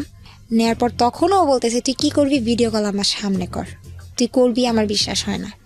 মানে আমাকে ও করাবি, এটা করতেই হবে, ও দেখবে নিজের চোখে প্রমাণ। তোর সামনে আমি প্রায় 3টা ওষুধ যখন খেলাম তখন বোধহয় থাকার কিছু করা লাগবে না, তুই দেখবি, শেষটা দেখে যা। শেষ পর্যন্ত আমি সবগুলো ওষুধ মানে খাওয়ার আগে পর্যন্ত মানে খাবো 5টার মতো খাইছি। তার মধ্যে আমার আরেকটা ফোন আসে, আরেকটা ফোন আসার পর আমার আম্মুর ফোন ছিল, সেটা ফোনটা ধরার পর আমি কথা বলতে বলতে মানে ইমোশনাল হয়ে যাই। মা আমার জন্য মন খারাপ ছিল, মার সাথে মা বলতেছে মমতার কথা অনেক মনে পড়তেছে। তখন আর কি বুঝলাম যে মার মন, এমন একটা সময় ফোন দিতে হলো। তারপর আমি সব ওষুধগুলো ফেলে দিই, 10টা ওষুধ ছিল, 5টা খাওয়ার পর 5টা ফেলে দিই। তারপর ওই 5টা খাওয়ার পর আমি সারাদিন আমার মানে কোনো ক্ষতি হয় নাই, কিন্তু আমার এমনিতেই খুব মাথা ঘুরতো, পড়ে যাব লাগে এরকম। তারপরে লাস্ট আমি যখন বাংলাদেশে চলে আসব তার আগে আরেকবার এরকম ঝগড়া হয়, তখন আমি আমার ঘরে আগুন লাগিয়ে দিই। ওখানে? হ্যাঁ, ওইখানে আমার খাট ছিল না, ওইখানে তো আপনার যেই আলাদা যেই বেডগুলো থাকে যে ফর্মের, ওইগুলো ছিল, আমি এটার মধ্যে আগুন লাগিয়ে দিই। তারপর ঘরের দরজা পর্যন্ত বন্ধ করে দিই। একেবারে ঘরে যা ছিল সম্পূর্ণ পুড়ে গেছে, আমি সেন্সলেস হয়ে গেছি ঘরের মধ্যে। তো জানালা দিয়ে যে কালো ধোঁয়াগুলো বের হয়েছে সেটা পাশের বাড়ির লোক দেখে আমাদের বাসায় লোক পাঠানো হয়, তারপরে আমাকে এখান থেকে বের করা হয় জানালা দিয়ে এসে। তারপর আপনার মালিক আপনাকে কিছু বলে নাই? তারপরেই তো আমাকে একদম তাড়াতাড়ি করে টিকিট কেটে পাঠিয়ে দিল। ও এই ঘটনার পরে আপনাকে টিকিট কেটে পাঠিয়ে দেয়? আচ্ছা। যে এইভাবে রাখলে তুই যে কোনো মুহূর্তে একটা কিছু করে ফেলবি। আসার পর ভালোই সম্পর্ক চলতেছে। না দাঁড়ান, আসার পরে আপনি ওনার সঙ্গে ফার্স্ট মিট করলেন? ফার্স্ট মিট করার পর। এটা কতদিন আগের ঘটনা, কবে আসছেন আপনি? এই রোজার ঈদের, গত রোজার ঈদ, মানে 1 বছর হয়ে গেছে আপনার? 1 বছর প্লাস রোজার মধ্যে, গত রোজার ঈদের আগের রোজার ঈদ। তো এখন ওর সাথে ফার্স্ট মিট, ও আমাকে সামনাসামনি যখন দেখে, আমি যখন দেশের বাইরে ছিলাম, মানে এখন আপনি আমাকে যা দেখতেছেন আমি মোটেই এমন ছিলাম না, অনেক সুন্দর ছিলাম, অনেক ফ্যাট ছিলাম। তো ও আমাকে দেখার পর তাকায় আছে, বলতেছে যে আমি যা চাইছিলাম তার চেয়ে তো অনেক বেশি পাইছি। ফাইন, এখানে আমার একটা কথা আছে। একটা হচ্ছে যে আপনি যখন আসলেন তখন আপনি প্রতি মাসে কত টাকা পাঠাতেন ওই সময়? 13,000। ওই 13,000ই পাঠাতেন? আচ্ছা, ইনকাম তো ভালোই ছিল, সবকিছু মিলে আপনি সবকিছু মিলে ভালোই ছিলেন। হ্যাঁ, ভালো ছিলাম। এই ছেলেটার জন্য আপনার এই অবস্থা হয়ে আপনার দেশে ফিরতে হলো? তার কারণ হচ্ছে ও আমাকে বলছে বিয়ে করবে, সেই জন্য। আর আমি আসার সময় আমার বাসার কারোর জন্য কিচ্ছু আনি না, জাস্ট আমার আম্মুর জন্য। ও ছেলেটা বলেছে বিয়ে করবে? হ্যাঁ। তো কি বলতেছিল, তুমি দেশে চলে আসো তোমাকে বিয়ে করবে, এরকম কিছু তারা দিচ্ছিল? তারা দিচ্ছিল বলতে আমি পাগল হয়ে গেছি, বিয়ে করবে, চলে যাই, আর কষ্ট করতে ভালো লাগতেছে না। প্রায় 3 বছর হয়ে আসলো। তাহলে বাসায় আগুন ধরালেন কেন? আসার আগে ওই যে ঝগড়ার কারণে আগুন ধরিয়ে দিয়েছেন? আচ্ছা, তো আসলে ওই যে প্রচন্ড রাগ। তারপরে আমি ওর শুধু ওর বাবা আর ওর দুলা ভাই ছাড়া ওর ফ্যামিলির যারা ছিল সবার জন্য আমি সবকিছু আনি, গিফট আনি, বাট আমার ফ্যামিলির কারোর জন্য কিচ্ছু আনি না। তো এই জিনিসটা ও কত বছর পরে আসলেন? 3 বছর। 3 বছর দেশের বাইরে ছিলেন, 3 বছর পরে আসলেন। হ্যাঁ। তারপর ওর সাথে ফার্স্ট মিট যখন, তখন ও বলতেছে আমি যা চাইছি তার চাইতে অনেক বেশি সুন্দর তুমি। আর ওর ফ্যামিলি সবাই ছিল কালো, এখন মানে যেটা সত্যি কথা, ওর ফ্যামিলি সবাই কালো। তো বলতেছে যে তুমি তো আমার বংশের সবচাইতে বেশি সুন্দরী হবে। আমি বলছি থাক, এমন করে বলার দরকার নাই, শুধু বিয়ের টাইমে বিয়েটা করলেই হবে। দুষ্টামি করতেছিলাম। এরপর থেকে ভালো রিলেশন হচ্ছে।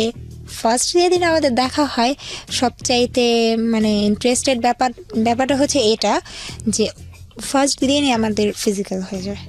কোথায় মিট করেন আপনারা? মানে ও আমাকে একটা জায়গায় নিয়ে যায়, ও বলতেছে চলো আমার একটা সিক্রেট কফি শপ আছে, ওইখানে আমরা যাব। তো ওইখানে আমরা যাই। কোথায় কফি শপটা? এটা শনি একরাতে, ঢাকার ভেতরে শনি একরাতে। হ্যাঁ, তারপর? তো ওইখানে নিয়ে গেল। তো এইখানে মানে এত দিন পরে ওরে আমি দেখছি। এখন এর মধ্যে কিছু হয়ে যাওয়াটা অস্বাভাবিক কিছুই না, যেহেতু ফোনে আমাদের এত কিছু হতো। তো ফার্স্ট মিট আমার মনে হয়নি ওরে আমি প্রথমবার দেখতেছি, মনে হয়েছে ওরে আমার অনেক আগে থেকেই দেখা। ওই দিন এরকম হলো। কফি শপের ভিতরে? কফি শপের মধ্যে। কফি শপ এটা হয় কিভাবে? তার মানে কফি শপটা অন্যরকম ছিল। অন্যরকম বলতে কফি শপ ডিজাইনটা করা হয়েছে এরকম ভাবে, যাতে ডিজাইনটা করা হয়েছে এরকম, মানে আলাদা আলাদা সাইড ছিল দুইটা সাইডের সোফাগুলো ছিল রাউন্ড সোফাগুলো ওই রকম। যখন ভিতরে কেউ ঢুকতো তারা সোফাটা বন্ধ করে দিত, দেয়ালের সাথে বন্ধ করে দিল। এটা জাস্ট ছোট একটা রুমের মতো হয়ে যেত। উপর থেকে খোলা? উপর থেকে খোলা, উপরে তো দেয়াল। আচ্ছা, হ্যাঁ। আর এটা বন্ধ করে দিলে আলটিমেটলি এমনি কেউ এন্টার করতে না। আর পুরাটাই ছিল মানে অন্ধকার, লাইক সব ডিম লাইট জ্বালানো ছিল এরকম। তো ওইটা টোটাল কেউ ডিস্টার্ব করতো না? না। তার মানে এইরকম সোফা আলটিমেটলি এগুলো বানানো হয়েছে যাতে করে এখানে কাপড়রা আসে এবং এসব কাজ করে। ওকে, তার মানে আর পার আওয়ার্স ওরা 200 টাকা করে নেয়। ওখানে পার আওয়ার্স বসলে 200 টাকা করে নেবে। তার মানে একদম specially facilitated for this kind of illegal activities. Okay, আমার জানা ছিল না। হ্যাঁ বলেন। তারপর ওই দিন এরকম হয়ে যায়। তারপর আস্তে আস্তে প্রায় সপ্তাহে 2 দিন করে দেখা হতো। আপনার নিজেরও তো একটু ইতস্ততা লাগার কথা, কারণ আপনাকে আমি প্রশ্নগুলো এই কারণেই করছি, কারণ আপনি সেই সময় অনেক বেশি ইমোশনাল এবং যে ধরনের পরিবারে বড় হয়েছেন সেখানে এই ধরনের অ্যারোগেন্ট গ্রো করাটাও খুব স্বাভাবিক। কিন্তু আপনি এরকম একটা খোলামেলা জায়গাতে, হাজার হলেও এটা তো এক ধরনের চরম পর্যায়ের ক্রেজিনেস না থাকলে এরকম পাবলিক জায়গাতে, আপনার জন্য তো এটা প্রথম। ভার্চুয়ালি আপনারা এই ধরনের সম্পর্কে জড়িয়েছেন সেটা আলাদা বিষয়, কিন্তু এটা তো একদম এক ধরনের পাবলিকলি এই ধরনের সম্পর্কে জড়িয়ে যাওয়া, দুজনের ফার্স্ট মিট। তার মধ্যে আপনার নিশ্চয়ই এটার মধ্যে সম্মতি ছিল? হ্যাঁ, আমার সম্মতি ছাড়া কিছু হয়তো ইম্পসিবল। রাইট, ও কিন্তু ভুল করেছে, সে কারণেই ও কিন্তু আজকে এখানে এসেছে। এবং এই ভুলের মাত্রাটা কত বড় আপনারা যখন সামনের দিকে যাবেন তখন বুঝবেন। হ্যাঁ, আমি না চাইলে কোনোদিন এটা হতো না, আর পারতো না। রাইট। তারপর ফার্স্ট ও আমাকে একটা পিল দেয় ওই দিনই? হ্যাঁ। ওকে। তো আমি ওই পিলটা নেওয়ার পর আমার খুব মানে কেমন যেন লাগে। আমি এটা মানে আমার শরীরে এটা শুট করে না। আপনারা তো বিয়ে করার জন্য এসেছিলেন, তো বিয়ে করার জন্য আসলে বিয়েটা করবে। তো তারপর ঈদ ছিল, ঈদের এইরকম একটা কাহিনী ঘটে রমজানের মধ্যে। তাও আবার রমজানের মধ্যে এরকম একটা খারাপ একটা ব্যাপার ঘটে যায়। তারপর ঈদের 2 দিন পর আমরা আমি বাসায় জানানো হয় যে আমি কক্সবাজার যাব ফ্রেন্ডদের সাথে। তো ওর ফ্রেন্ডদের আগেই পাঠায় দেয়। ও বলে যে আমরা ওর ফ্রেন্ড নিয়ে যাচ্ছি। ওর ফ্রেন্ডরা ওর আগে থেকেই হোটেলে রুম বুক করে রাখে। তো আমরা এখানে গিয়ে উঠি, বাসের মধ্যেও ঝগড়া লেগে গেছে, এরকমই হয়। তো আমার মন খারাপ। ওইখানে যাওয়ার পর মানে এমন একটা অবস্থা হয়েছে, মানে ও যে এতটা পাগল, আমি রুমে ঢুকতে দেরি, এতটা জার্নি করে আসছি, ওর আমার উপরে ছাপায় পড়তে দেরি নেই। এক কথায় না বললে পারলাম না। মানে আলটিমেটলি বিষয়টা ছিল এরকম যে আপনারা ওখানে গিয়ে পার্সোনালি টাইম পাস করবেন। হ্যাঁ। ওকে, তো আপনি ওকে, তো ওইখানে গেলাম। রোজ একটা না মনে হয় 3 দিন ছিলাম। রোজই মনে হয় মানে ওই ঝগড়াটাই হচ্ছে বেশি। কাছাকাছি থেকে ঝগড়াও হচ্ছে। কিসের ঝগড়া ছিল? কি বিষয়ে ঝগড়া হতো? ছোটখাটো ব্যাপার নিয়ে ঝগড়া লেগে যাচ্ছে। আচ্ছা। কথাই মিলছে না। তো এর মধ্যে আমি ওকে একটা কথা বলছিলাম যে যাই করো আমার সামনে করবা, তুমি যত বড় অপরাধ করো আমার সামনে যদি করো আমি তোমাকে মাফ করে দেবো, আমার পিছনে কিছু করবে না। আপনার সন্দেহ তো কোনো অপরাধ করে? ওই যে নেশাগ্রস্ত ব্যাপার বা কোনো মেয়েলি কোনো ব্যাপার। হ্যাঁ, তখন ও আমাকে, আর ওর সবগুলো টাকা আমার কাছে ছিল। তো একটা জিনিস ভালো লাগতো, যখন টাকা লাগতো মানে ওই জায়গায় থাকাকালীন আমার কাছে টাকা চাইতো যে দাও, আর একটা কথা আমাকে বউ বলে ডাকতো। বউ আমার টাকা লাগবে, অনেকেই বউ বলে ডাকে। হ্যাঁ, যে আমার টাকা লাগবে আমি এটা করব। তো একদিন আমি বলছি কি করবা? বলছে ড্রিঙ্কস করবা। আমি বলছি আচ্ছা তোমার ফ্রেন্ডরা আছে, আচ্ছা ঠিক আছে করো, বাট আমার সামনে। বলতেছে তোমার সামনে কেমনে? আমি বলছি তোমার নাম, বলছি যে যা করবো আমার সামনে করবো, আমি কিচ্ছু বলবো না। তো ওর ফ্রেন্ডদের রুমে আমাকে নিয়ে যায়, আমার সামনে ওরা সবাই মানে রুমের ভিতরে ঢুকার পরে আমার জাস্ট এই মানে মনে হয়েছে আমি সেন্সলেস হয়ে যাব। কেন? ওরা প্রচণ্ড পরিমাণে ইয়াবা খাইছে রুমের মধ্যে, মানে আমার বয়ফ্রেন্ড না, ও তো পরে আসছে, ওরা সবাই মিলে মানে ওই গ্রুপটাই ছিল এরকম। এটা কি হোটেলের রুমে? হ্যাঁ। তো ও ঢুকার পরে আমার এত খারাপ লাগতেছিল, আমি না পেরে আমি বারান্দায় চলে গেছি। তারপর আবার ঘরে আসলাম যে এত ভাল লাগতেছে না, কতক্ষণ বারান্দায় থাকা যায়। তারপর একটা পর্যায়ে আমার সামনেই ইয়াবা খাওয়া শুরু করলো, ড্রিঙ্কস করলো, করার পর আমাদের রুমে চলে গেলাম। তো 3টা দিন মানে ও নিজে মানে এই কথাগুলো বলতেছি এই জন্য যে ও যদি কখন এটা শুনে, ও হয়তো বা নিজের মন থেকে হইলেও ও মানবে যে হ্যাঁ এটাও করছে, যে ও জানতো যে আমার লাইফের ফার্স্ট ওই ছিল। কারণ 3 দিন ও আমার সাথে ছিল, 3 দিনে মানে আমার কি অবস্থা হয়েছে আমি জানি, দিন রাত এক হয়ে গেছে। মানে ওর ভিতরে যে মানুষ বলে কিছু ছিল না, ও আমি মানে ও হয়তো বা ইয়াবা খেত এই জন্যই হয়তো বা এরকম ছিল, আমি জানি না। ও আমাকে বলছে যে ইয়াবা খেলে নাকি এরকম হয়, সেক্সুয়াল দিকগুলো নাকি একটু বেশি কাজ করে। তো আমি বলছি তুমি ইয়াবা খেয়ে যদি তুমি এরকম করো, আমার সহ্যের একটা ব্যাপার থাকে, আমি তো কিছু খায় নেই। হ্যাঁ আমি একটা নর্মাল মানুষ, আমার খারাপ লাগে। তো ও কিছু মানতো না, ওর মতো ও করতো। তো একটানা 3 দিন এরকম, তারপর আমি প্রায় সিক হয়ে যাই, এরকম অবস্থা। মানে অমানসিকভাবে চলতে থাকে বিষয়গুলো। হ্যাঁ এগুলো চলতে থাকে। আমারও ইচ্ছে ছিল আমি কখনো ওরে মানে ওর মন খারাপ হোক, ওর ভালো লাগে না বা ওর কষ্ট পাক এমন কিছু কাজ আমি কখনোই করতাম না। থাক আমার কষ্ট হোক, ও যা খুশি করুক। তো ওইখান থেকে যখন আমরা দেশে মানে ঢাকা আসি, তারপর ওই ফার্স্ট আমাদের ছবি তোলা বলতে মানে যখন ফিজিক্যাল হচ্ছে কক্সবাজারে গিয়ে। হ্যাঁ। তখন কি করেন আপনারা? এগুলো ভিডিও করেন? ও ভিডিও করতেছে। আপনার সম্মতি ছিল সেটাতে? আমার সম্মতি ছিল। আমি বললাম না যে ও এমন কিছু করুক, মানে আমি চাই না যে ও এমন কোনো ওর ভিডিও করার ব্যাপারটা মাথায় আসলো কেন? ওর ইচ্ছা হয়েছে, ও দেখবে।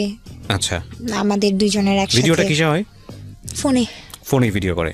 ওকে, আমার সামনেই করে। তারপর ওইখান থেকে আসার পর ওর ফ্যামিলি জানতো আমাদের ব্যাপারটা।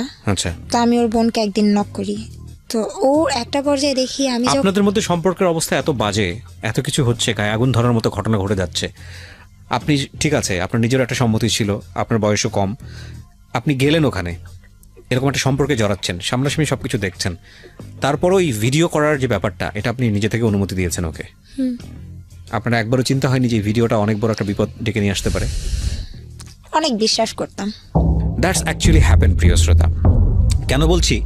কজ লাভ রানস ব্লাইন্ড। একটা কথা আছে যে ভালোবাসা অন্ধের মতো দৌড়ায়, এবং এটার কোনো লজিক থাকে না। একটা মানুষ যখন ইমোশনালি লাভের মধ্যে পড়ে যায়, তখন পুরো দুনিয়া একদিকে, প্রেম একদিকে। এবং মজার বিষয় হচ্ছে, এটা একটা আগুনের ফুলকির মতো। আগুনের ফুলকি যেরকম তাপ করে উঠে জ্বলে আবার যেভাবে নিভে যায়, এটাও ঠিক তাই। লাভের ইমোশন প্রথম পর্যায়ে যেটা আসে, সেটা যদি একটা মানুষের জীবনে লাইফ লং স্টে করে, তাহলে মানুষটা পাগল হয়ে যাবে, এবং এটা কোনোভাবেই সম্ভব না। এবং সেই জন্য ব্যালেন্স করার জন্যই হয়তো বা সৃষ্টিকর্তা এই ইমোশনটা বেশি দিন রাখেন না। ঘটনা কিন্তু youtube.com/dfm904 চ্যানেলটি আছে ঢাকা FM 90.4, নেমে সাবস্ক্রাইব করে অবশ্যই নোটিফিকেশনটা অন করে দেবেন। ঠিক আছে, তো আপনারা কক্সবাজার থেকে ঢাকায় ফিরে আসলেন এবং ভিডিও টিডিও সব সে করে রাখলো নিজের কাছে। হ্যাঁ, তারপর ঢাকা আসার পর ওকে তো আমি বলতেই থাকি যে বিয়ে করব। ও বলে যে আজকে না কালকে পেছাচ্ছে। হ্যাঁ। তারপর একদিন বলতেছে যে আচ্ছা ঠিক আছে চল আমরা ডেট ফিক্সড করি, ওই দিন আমরা বিয়ে করব। তো আমার ফ্রেন্ডের বাসায় বসে একটা ডেট ফিক্সড করা হয় যে ওই দিন আমরা বিয়ে করব। কিন্তু ওই দিন পার হয়ে যায়, বিয়ে তো করেই না। আরও মানে বিয়ের ডেট আসলেই ও উল্টাপাল্টা করতেছে, ঝগড়াঝাটি করতেছে। তো এরকম কিছু হলে এর মধ্যে হঠাৎ করে একটা জিনিস দেখি যে আগে ঝগড়া করতে করতে এমন একটা ব্যাপার চলে আসছে যে এখন আমার গায়ে হাত তুললো। হ্যাঁ, কিছু হলেই ও আমার গায়ে হাত তুলতো। তো এই জিনিসগুলো অনেক খারাপ লাগতো, এতটাই খারাপ লাগতো বোঝানোর মতো না। কারণ আমি আমার ফ্যামিলি থেকে কোনোদিন আমার গায়ে হাত তোলা হয় নাই। মানে আমার লাইফের শুরুটাই, মার খাওয়া শুরুটাই ওর কাছে আসার পর থেকে। তারপর ওইখানে আমার ফ্রেন্ডের বাসা থেকে আসার পর সেই দিনও আমাকে মারে, প্রচণ্ড রকমের মারে। মারার কারণটা হচ্ছে, হ্যাঁ, ওকে আমি বলি যে চলো বিয়ে করি, নেলে কিন্তু আমি তোমার নামে মামলা করব। বলতেছে মামলা করবা মানে কি? তখন আমার কাছে কিছু ছবি ছিল, তো আমি বলছি এই ছবিগুলো দেখো, ছবিগুলোর মধ্যে তোমার ফেসটা তুমি চিনো তো, আমি কিন্তু এগুলো দিয়ে দিব। পরে বলতেছে যে মামলা করবি, এটা সেটা অনেক কথা। কে মামলা করার কথা বলে? আমি। আপনি মামলা করার কথা বলেন? আচ্ছা, মামলায় আপনি কি সাথে করবেন? আমার কাছে ছবি ছিল কিছু, তারপর ও যে আমার সাথে কথা বলতো, মানে মেসেজগুলো। মামলাটা কিসের জন্য? এই যে ও আমার সাথে এগুলো করছে, করার পর আমাকে বিয়ে করতেছে না, আচ্ছা, হ্যাঁ, পিছাচ্ছে। আমারও তো একটা লাইফ, তো মেসেজগুলো ছিল, আচ্ছা, কথা হতো। আর ছবি কিসের ছিল? স্ক্রিনশট, ছবিগুলো নিট পিকগুলো ছিল ওর আর আমার একসাথে বলতে নরমাল যেগুলো মানুষ দেখতে পারে এরকম ছবি, নাকি আপনাদের ভেরি পার্সোনাল ছবি? ভেরি পার্সোনাল ছবি। তার মানে আপনারা যখন ভিডিও কলে সব করতেন তখন আপনি কিছু স্ক্রিনশট নিয়ে রেখে দিয়েছিলেন? এই ছবিগুলো হচ্ছে কক্সবাজার যখন গেলাম তখনের ছবি। ওই যে মাঝে মাঝে যখন দেখানো হতো না তখন ফোন সেক্স হতো, বাংলাদেশে আসার পরও যেদিন দেখা হচ্ছে না সেদিন ফোন সেক্স হচ্ছে অনবরত, প্রত্যেক দিন হচ্ছে। যেদিন আমি না করব, যেদিন আমি ওকে ফোনে উল্টাপাল্টা কথা না বলবো, সেই দিন আমার সাথে ঝগড়া করবে। তার মানে বিষয়টা ছিল এরকম যে আপনাদের নর্মাল রিলেশনশিপ, যেটা বোঝাই আমি, যে নর্মালি কথাবার্তা যেটা হতো তার চাইতে এক্সট্রিম লেভেলে বেশি হতো, সেগুলো হচ্ছে এই ধরনের সম্পর্ক, ইললিগাল, যেটা বিয়ের আগে। আপনারা এই সময় দুজনেই যেটা করতেন, বিভিন্ন রকমের স্ন্যাপ রেখে দিতেন, ছবি রেখে দিতেন, এবং সেটা দেখি আপনি তাকে বলছেন যে যদি তুমি বিয়ে শাদীর দিকে না যাও তাহলে আমি এগুলো দিয়ে মামলা করব।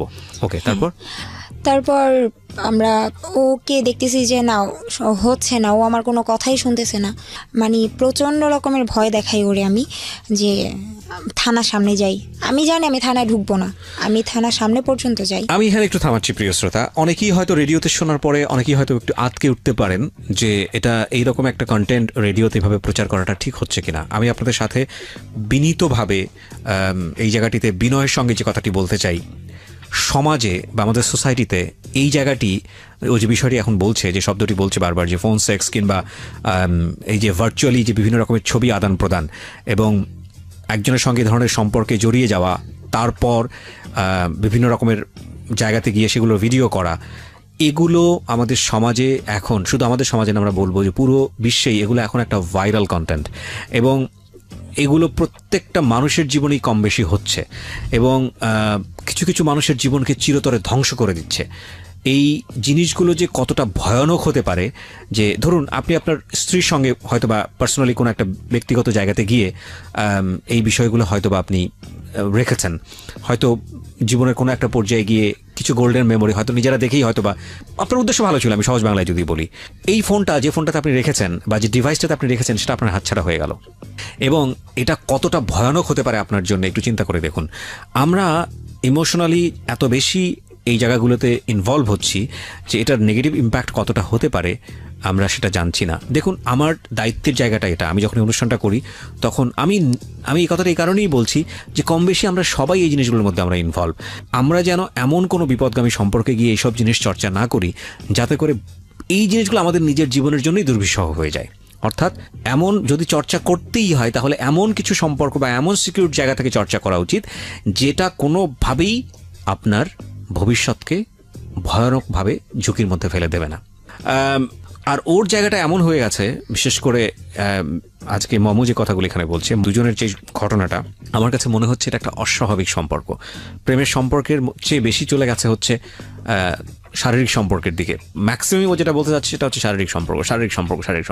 এবং কতটা বিপদগামী শারীরিক সম্পর্ক দেখেন, দ্বিপাক্ষিকভাবেই ওদের কাছে প্রচুর ডকুমেন্টস ছিল যে এই ডকুমেন্টসগুলো চাইলে ওরা একে অপরের এগেনস্টে ব্যবহার করতে পারে।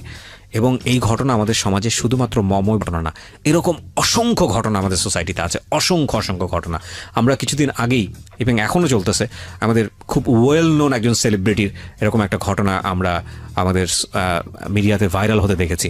এবং আমার খুব বিরক্ত লেগেছে, আমি ব্যক্তিগত অপিনিয়ন এখানে বলছি, আমার খুব বিরক্ত লেগেছে এরকম একটা ইস্যু নিয়ে মানুষের এত বেশি আগ্রহ দেখে। ব্যাপার হচ্ছে যে এটাই যে আসলে আমরা কনস্ট্রাকটিভ বা ভালো জিনিসের প্রতি যতটা আগ্রহ দেখাই, আমাদের খুব ন্যাচারালি এইরকম জিনিসের প্রতি আগ্রহটা অনেক তীব্র হয়, এবং এটা নিয়ে যত পরিমাণ নাড়াচাড়া হয়েছে সোশ্যাল মিডিয়াতে, যেটা আসলেই খুব দুঃখজনক, দ্বিপাক্ষিকভাবেই খুব দুঃখজনক। কিন্তু আমার মনে হয় যে এটা শুধু একজন সেলিব্রিটি কিংবা সেলিব্রিটির সাথে জড়িত একজন মানুষ তার ঘটনা না, এরকম ঘটনা আমাদের সমাজে অহরহ ঘটছে। কিছু কিছু আপনি জানতে পারছেন, কিছু কিছু আপনি জানতে পারছেন না। এই কিছু না, আমি বলবো অনেক বড় একটা অংশই হয়তো আপনি জানতে পারছেন না। মমো, তারপরে আপনি ভয় দেখানোর পরে কি হলো? তারপর আমার ইচ্ছা ছিল যে ওকে আমি জাস্ট ভয় থানার সামনে দেখাবো, আর গিয়েছেন, হ্যাঁ। কিছু না। থানার সামনে গিয়ে মানে ফার্স্ট আমি বললাম দেখো আমি রাস্তায় বের হয়েছি, রাস্তার ছবি দিলাম, রিক্সা উঠছি সেটার ছবি দিলাম। তারপর থানার গেটের ছবিটা দিয়ে বললাম দেখো আমি কিন্তু থানায় ঢুকতেছি। তখন ও প্রচণ্ড পরিমাণের ভয় পায়। ভয় পাওয়ার পর আমার কাছে অনেক মাফ চায়, আর মাফ চাওয়ার পর বলে যে তুমি যা চাইবা তাই হবে। আচ্ছা ঠিক মানে আছে, বিয়ে করবো? হ্যাঁ ওকে। বিয়ে করবে। তারপর আমি বাসা চলে আসলাম। তখন আমি বলছি যে দেখো আমি যেতাম না থানায়, আমি আসলে তোমাকে ভয় দেখানোর জন্য করছি। ও বলতেছে যে যাই হোক বিয়ে করব, আচ্ছা ঠিক আছে চলো আসো আজকেই বিয়ে করবো। কি পরে বলতেছে হ্যাঁ। আমার মাথায় এতটুকু ঢুকে নাই যে আমি আমার ফোনটা সাথে নিয়ে যাচ্ছি। তো ও, আমরা বুঝে গেছি, হ্যাঁ বলুন। আমাকেও নিয়ে গেল। ও আমাকে বলতেছে আজকে তুমি না নৌকায় ঘুরতে অনেক পছন্দ করো, চলো নৌকায় ঘুরবো। তো নৌকা এমন একটা জায়গায়, যেই জায়গায় মানে মানুষ খুন করে ফেললেও লাইক বোঝার একটা কোনো উপায় ছড়ের নেই। মতো। হ্যাঁ, হ্যাঁ। তো আমাকে ফার্স্টে ওইখানে নিয়ে গেল। আমাকে বললো তুমি তো সকালে খাও নাই, খায় নাও। আমার একটা মানে ব্যাড হ্যাবিট হচ্ছে আমি খাওয়া দাওয়া করি না। আমাকে আগে ফার্স্ট খাওয়ালো, খাওয়ানোর পর বলতেছে আসো। নৌকা ওঠার আগেই বলতেছে ফোনটা দেখি। তখন তো আমি বুঝে গেছি যে হ্যাঁ ঘটনা কি ফোনটার ঘটবে, হ্যাঁ। জন্য। তো তখন বলছে চলো আমরা বিয়ে করবো না। বলছে যে হ্যাঁ ফোনটা একটু দাও। বলছে না ফোন দেওয়া যাবে না, ফোন দিব না আমি। এইটা বলাতে আমাকে একটা থাপ্পড় দেয়, আমি পড়ে যাই। আমাকে মানে আমি বলতেছি আমি ফোন দিব না, তুই আমার ফোন ছাড়, আমার হাত ছাড়, আমি চলে যাব, আমার বিয়ে করতে হবে না, ছাড়। ও আমাকে টানতে টানতে একটা নৌকার উপরে উঠায়, নৌকাওয়ালাকে বলে তাড়াতাড়ি নৌকাটা ছাড়েন। আমাকে টেনে হেসড়ে আমাকে নৌকা উঠায়। মানে নৌকাওয়ালাকে আগে থেকে নৌকাওয়ালা সেট ছেড়ে করা দেয়। ছিল? না না, উনি দেখেই বুঝতে পারছে। উনি বলতে যেভাবে বলছে নৌকালা বুঝতে পারছে হয়তো বা টাকা বেশি দিবে। ওকে ওকে। তো এই নৌকাওয়ালা চিন্তা অভ্যস্ত, করি- কারণ নৌকাতে এসব ঘটনা ঘটে। ওকে। তো নৌকাটা পানির মাঝখানে নিয়ে গেল। তখন তো আমার ব্যাক করার কোনো ওয়ে নেই। তো ও আমাকে মানে ফোন চাচ্ছে আর প্রচণ্ড রকমভাবে মারতেছে। আমি দিচ্ছি না, ও আমাকে মারতেছে। মানে আমার এমন অবস্থা হয়েছে, আমি নৌকার মধ্যে আমি প্রায় সেন্সলেস হয়ে যাব অবস্থা। মানে কতগুলো থাপ্পড় দিছে আমার মনে নেই, কিন্তু মানে আমার অবস্থা খুব খারাপ হয়ে গেছে। তারপর ফোন দিলাম, ও মানে লক করা ছিল, পাটাম দেওয়া ছিল, ওইটা খুলতে পারতেছে না। তো আরও রাগ, আমি নিয়ে ফোন চাইছে, ফোন দিছি। এখন ওইটার জন্য আরও রাগ, আরও বেশি মার শুরু করছে। এখন আমি এক পর্যায়ে সহ্য করতে না পেরে ওর পায়ে ধরছি, প্লিজ আমার এইভাবে মাইরো না, আমি ফোনের লক খুলে দিচ্ছি, আমি আর সহ্য করতে পারতেছি না। তো পা ধরার পর বলতেছে তুই পা না ধরে তুই ফোন খোল। তারপর আমি মারতেছে আর বলতেছে। তো তারপর আমি মাফ টাফ চাইতেছি, দেখো তুমি আগে মারা বন্ধ করো, আমি দিচ্ছি। তারপর ফোনের লকটা খুলে দিলাম, ও সব কিছু ডিলিট করলো। সব কিছু ডিলিট করার পর ওর আমার ফোনের মধ্যে ওর জিমেল অ্যাড করলো, যেন আমি কি করি না করি সব যেন ও দেখতে পারে। তো যাই হোক আমি জিমেল মানে হচ্ছে গুগল ড্রাইভের লিঙ্কটা করে দেওয়া, তার মানে আপনি ছবিতে যা যা তুলবেন ওর পার্সোনাল ফোনে ড্রাইভে গিয়ে আসবে, সেভ হবে। হ্যাঁ। হ্যাঁ। তারপর বলতো যে তখন সেই দিনও মানে যখন ডিলিট করলো ওর মন শান্তি হলো, তখন ওই অবস্থায় আমাকে আদর টাদর করে চলো চলো চলো থাক আর কোনো দিন মারবো না, মাফ করে দাও বলে আবার সেই কফি শপে নিয়ে গেল। ওইখান থেকে আবার কফি শপে নৌকা থেকে গিয়ে আবার সে অকাম। তারপর ওইখান থেকে আমার তো অবস্থা অনেক খারাপ, আমার ফ্রেন্ডের বাসায় নিয়ে গেল। প্রিয় শ্রোতা, ওর দিকে আঙ্গুল তুলবেন না। আমি জানি যে অনেকেই কমেন্টস করছেন, আজে বাজে কথা বলছেন ওর দিকে। প্লিজ একজন মানুষের দিকে আঙ্গুল তোলার আগে নিজের দিকে আঙ্গুলটা তোলেন। ও কিন্তু এখানে সেলিব্রিটি হতে আসে নাই, হ্যাঁ, ও আপনাদেরকে সচেতন করার জন্য আসছে। ওর জীবনে তো এসব ঘটেছে। এমন হতে পারে যে এর চেয়েও ভয়ানক ঘটনা নিয়ে আপনি হয়তো বা গল্পটা শুনছেন, সুতরাং ওকে জাজমেন্টে যায়েন না, আপনারা নিজেরা সতর্ক হন। এবং এমনও হতে পারে যে যে মেয়েটি আজকে শুনছেন তার ঘটনা হয়তো বা এর চেয়েও ভয়ানক রকমের, যাতে বিপদে না পড়েন সেজন্যই এটা প্রচার করা হচ্ছে। সুতরাং ওর দিকে আঙ্গুল তুলেন না, নিজেরা সতর্ক হন। ওকে ধন্যবাদ দেন যে ওর নিজের জীবনের এত বড় একটা ঝুঁকি নিয়ে হলেও আপনাদেরকে বলে আজকে লাখ লাখ মানুষের সামনে কালার হয়েও আপনাদেরকে সতর্ক করতে এসছে। জি বলুন। বাসায় গেলেন তারপরে? হ্যাঁ, ফ্রেন্ডের বাসায় গেলাম। তো আমার ফ্রেন্ড বলতেছে তোর কি হয়েছে যে ফেস এমন ফুলে আছে, চোখ টোকের এই অবস্থা কেন? পরে হাসতে হাসতে বলতেছে ওরা মারছি, আর আমার বয়ফ্রেন্ড বলতেছে ওরা মারছি। তারপর বললো যে যাক তুমি উল্টাপাল্টা করছো, তুমি রাগ দেখাইছো এই জন্য মার খাইছো, আগে ডিলিট করলে কি হইতো।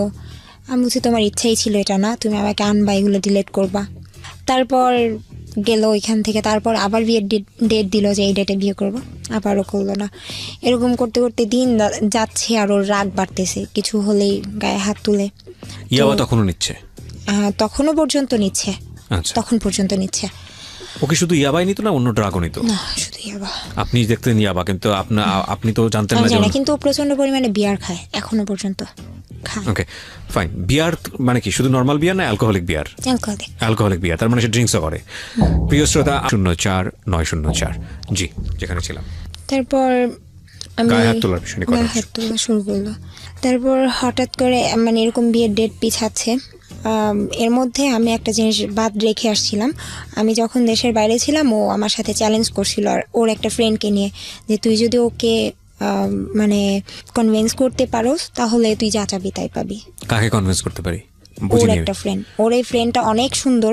ওর একটা ফ্রেন্ডকে কনভিন্স কিসের নিয়ে কনভিন্স? রিলেশনে জড়াতে পারি যদি যদি মানে একটা ও আমি নাকি বিষয়টা বুঝিনি, মানে কে কাকে চ্যালেঞ্জ করেছে? যে তুই আমার এই ফ্রেন্ডকে পটায় দেখা, আচ্ছা যদি পড়াতে পারিস তাহলে যা চাবি তাই পাবি। আমি বলছি আমি কিছু চাই না, তুই আমাকে বিয়ে করবি। বলছে হ্যাঁ করবো। ওকে। তো ওই ছেলেকে আমি এক পর্যায়ে একেবারে স্বাভাবিক, একটা ছেলে যত ভালোই থাক, একটা মেয়ে যদি ইমোশনাল হয়ে বা ওর সাথে যদি কন্টিনিউ কথা বলে, ওই ছেলেটা তার প্রতি উইক এরকম করার হওয়াটাই স্বাভাবিক। ইচ্ছা কেন? জানি না, কারণ ওর এই ফ্রেন্ডটা নাকি অনেক মানে মুড দেখায়, কথা মানে কোনো মেয়ের সাথে কথা বলে না। তারপর আমি বলছি কোনো মেয়ের সাথে কথা বলে না, আচ্ছা ঠিক আছে। এটা আপনাকে বলেছে? আপনারা এই বিষয়গুলো একটু খেয়াল করবেন প্রিয় শ্রোতা, কারণ উদ্দেশ্যটা কি সেটা কিন্তু আমরা এখন পর্যন্ত জানি না। আমরা সামনের দিকে গেলে বিষয়টা আমরা ক্লিয়ার হব। ওকে, এবং এই উদ্দেশ্যটা হয়তো বা অন্য কোনো কিছু হতে পারে, যেটা ওকে বলেছে সেটা নাও হতে পারে। একটু সামনের দিকে গেলে হয়তো বা সেটা পরিষ্কার হবে। আচ্ছা, তো আপনি কি করেছিলেন সে কথা শোনার পরে? ওই তারপর ফ্রেন্ডের ওই সঙ্গে ছেলের সাথে কথা বলা শুরু করি। কথা বললে তো একটা ছেলে পড়ে যাবে, বিষয়টা এরকম না?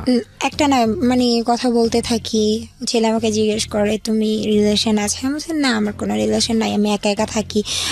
মানে আমার দুর্বলতাগুলো দেখাতাম, আমি একা একা থাকি। ওই ছেলের সঙ্গে আপনার কি ধরনের কনভারসেশন হতো? আমি কি ধরনের বলতে বোঝাচ্ছেন আপনি যেটা করেছেন? বয়ফ্রেন্ডের চাইতে কম, ফ্রেন্ডের চাইতে বেশি। এই ছেলের সাথে তো জাস্ট এমনিতেই কথা বলতাম, ইমোশনালি ব্ল্যাকমেল করা যেটা আর কি। আচ্ছা, ওই ছেলেকে কোন সেটাই ধরনের স্ন্যাপ করতেছিলাম। পাঠানো, ও কোন ধরনের স্ন্যাপ পাঠানো, এগুলোর মধ্যে গেছেন কি? না না এরকম কিছু না। ফ্রেন্ড একসময় পড়ে গেল আপনার প্রতি? হ্যাঁ, তারপর? হ্যাঁ পটে গেল বলতে ছেলে কিন্তু প্রপোজও করে নাই, কিন্তু দুর্বল হয়ে গেছে আপনার প্রতি।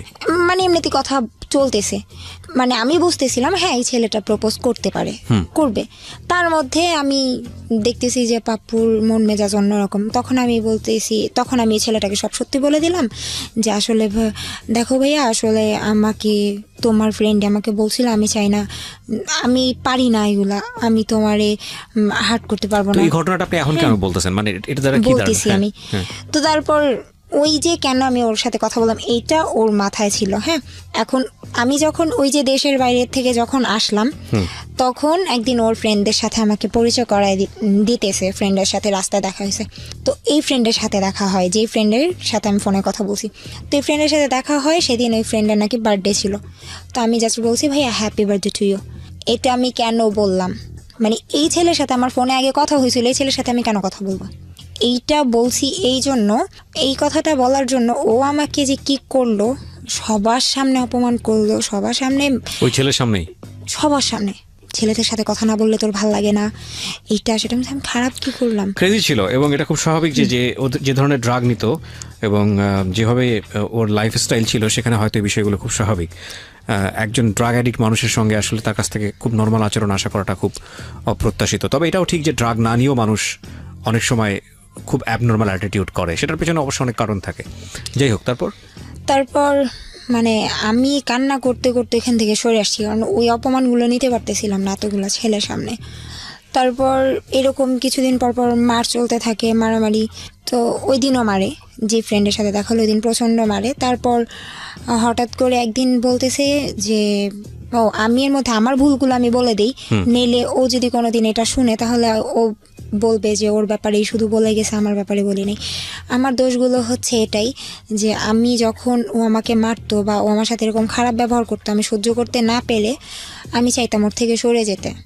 তো সরে যাওয়ার জন্য আমি অন্য কারোর সাথে রিলেশনে জড়াতে চেতাম, যে আমি যাই ওর সাথে অন্য জনের সাথে সেটা রিলেশন আপনার করি। জায়গা থেকে খুব স্বাভাবিক না, কারণ আপনি তো আপনার বাবা মাকে এরকম দেখেছেন, গায়ে হাত তুলছে, মারামারি করছে। হ্যাঁ, এবং আমি খুব অবাক হচ্ছি যে এই সেম জিনিসটা দেখার পরে আপনি বিয়ের আগে সেম একই জিনিস পাচ্ছেন, তারপর এই ছেলেটাকে আপনি কেন বিয়ে করতে চাইবেন? আপনার তো একবার হওয়ার পরেই এখান থেকে সরে আসার কথা। হ্যাঁ, তারপর হচ্ছে কারণ আমি ওকে অনেক লাভ করে ফেলছি। Right, right. তারপর মানে আমার ভুলগুলো হচ্ছে যে আমি অন্য ছেলেদের সাথে কথা বলতাম, ওর ওই যে ওর জিমেলটা অ্যাড করা ছিল, ও দেখতো, ও আমার ফোনের কল লিস্ট ওর ওইখানে যেত, তো যার যার নাম্বার পেতো সবাইকে ফোন দিয়ে বলতো যে মম আমার গার্লফ্রেন্ড, আর সবাইকে আমার ছবিগুলো দিয়ে দিত, নিউড পিকগুলো দিত, যে দেখেন ওর সাথে আমার এত কিছু নুড হয়েছে। পিকগুলো দিত সবাইকে? হ্যাঁ, সবাইকে বলতে যার সাথে আমি একটু মানে রিলেশনে যেতে চাচ্ছি, মানে কোনো ফ্রেন্ডলি রিলেশন নেই, আমি চাচ্ছি ওর সাথে রিলেশনে জড়ায় যাব, আমি আমার এই বয়ফ্রেন্ডের থেকে সরে যাব, এটা চেষ্টা করলেই ওই কাজটা করতো। তো আচ্ছা। তখন মানে তখন আর আমি কারোর সাথে কথা বলতাম না, তখন আমার তো মুখই থাকতো না ওই ছেলের সাথে কথা বলার, আর কি কথা বলবো। রাইট।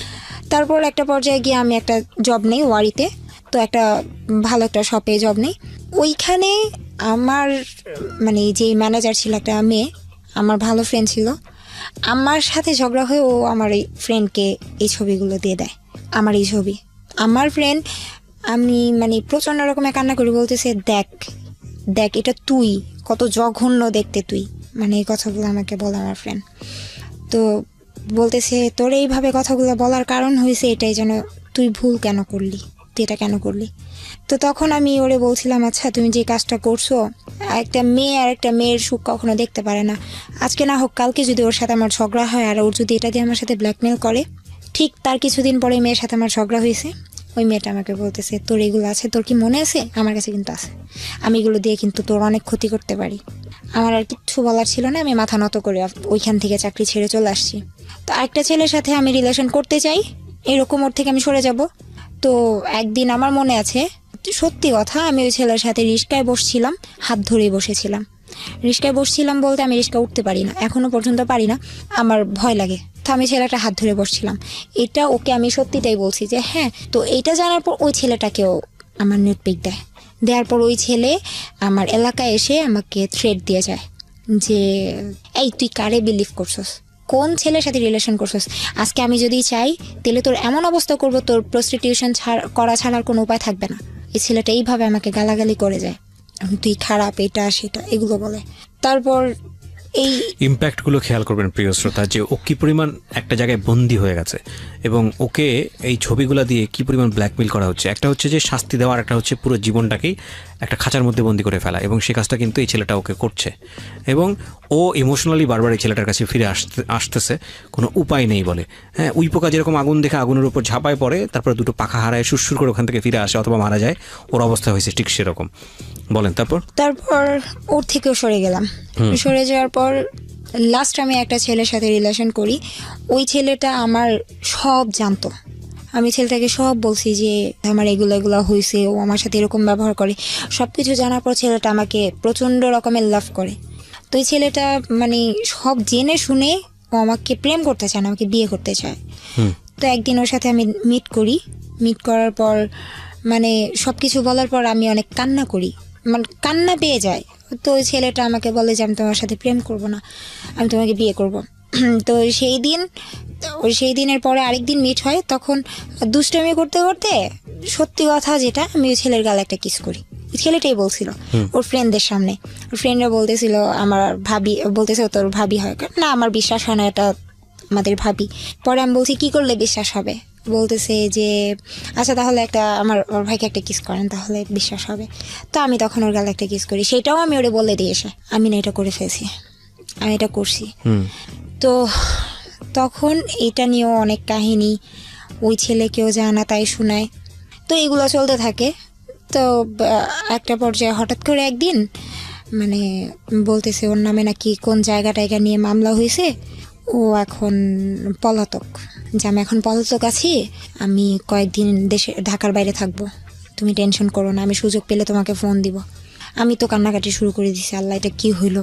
তো আমি বললাম যে কি এমন হলো যে তোমার পলাতক থাকতে হবে? বলতেছে আমি ঢাকাতেই থাকতে পারবো না। তো বললাম আচ্ছা ঠিক আছে থাকো, না ওর বাসা বাড়ি চিনতেন? ভালোভাবে থাকো। না বাসা বলতে ওর বাসা চিনতাম না, আচ্ছা। এমনিতে ওর জানতাম যে ওইখানে থাকে। হুম। তো ওর তারপর হঠাৎ করে মানে 2-3 দিন যায়, ফোন দেয় না। তারপর 2-3 দিন পরে একদিন ফোন দিয়ে বলে যে মানে অনেক নীরব একটা বন্ধ একটা জায়গায় বসে বলে দেখো আমাকে আটকে রাখছে এখানে, এমন একটা অবস্থা, মানে পলাতক থাকতে হচ্ছে, আমাকে পুলিশ পাইলে নিয়ে যাবে। সে কেন, জায়গা নিয়ে কি হয়েছে আমাকে বলো। বলতেছে যে আসলে জায়গাটা যার থেকে নিছে এটা নিয়ে একটু প্রবলেম হয়েছে। আচ্ছা ঠিক আছে। তারপরে একটানা 2 সপ্তাহের মতো কোনো নেই, খবর নাই, একেবারে টোটালি কথা বন্ধ। হঠাৎ একদিন এই কথা বন্ধের এই মাঝখানে হঠাৎ একদিন আমি খাওয়া দাওয়া করতেছি, মানে কেন জানি আমার খাবার নামতেছে না গলা দিয়ে, খেতেই পারতেছি না, এত খারাপ লাগতেছে, মানে বুঝাইতে পারবো না, কেমন যেন লাগতেছে। তোর ফোন দিতেছি, ফোন কোনোভাবেই পাচ্ছি না। তারপর আমি ওর ফ্রেন্ডের দোকান চিনতাম এলিফ্যান্ট রোডে, তো আমি ওর ফ্রেন্ডকে ফোন দিয়ে বললাম তার কিছুদিন পরে, মানে 2 সপ্তাহ যখন শেষ, বললাম যে আসলে আমি তোমার সাথে একটু দেখা করতে চাই। পরে বলতেছে আচ্ছা ঠিক আছে আসো। আমি ওর দোকানে গেলাম, বললাম যে তুমি একটু ওরে ফোন দিয়ে আসতে বলো, আমি আসছি, তুমি বইলো না।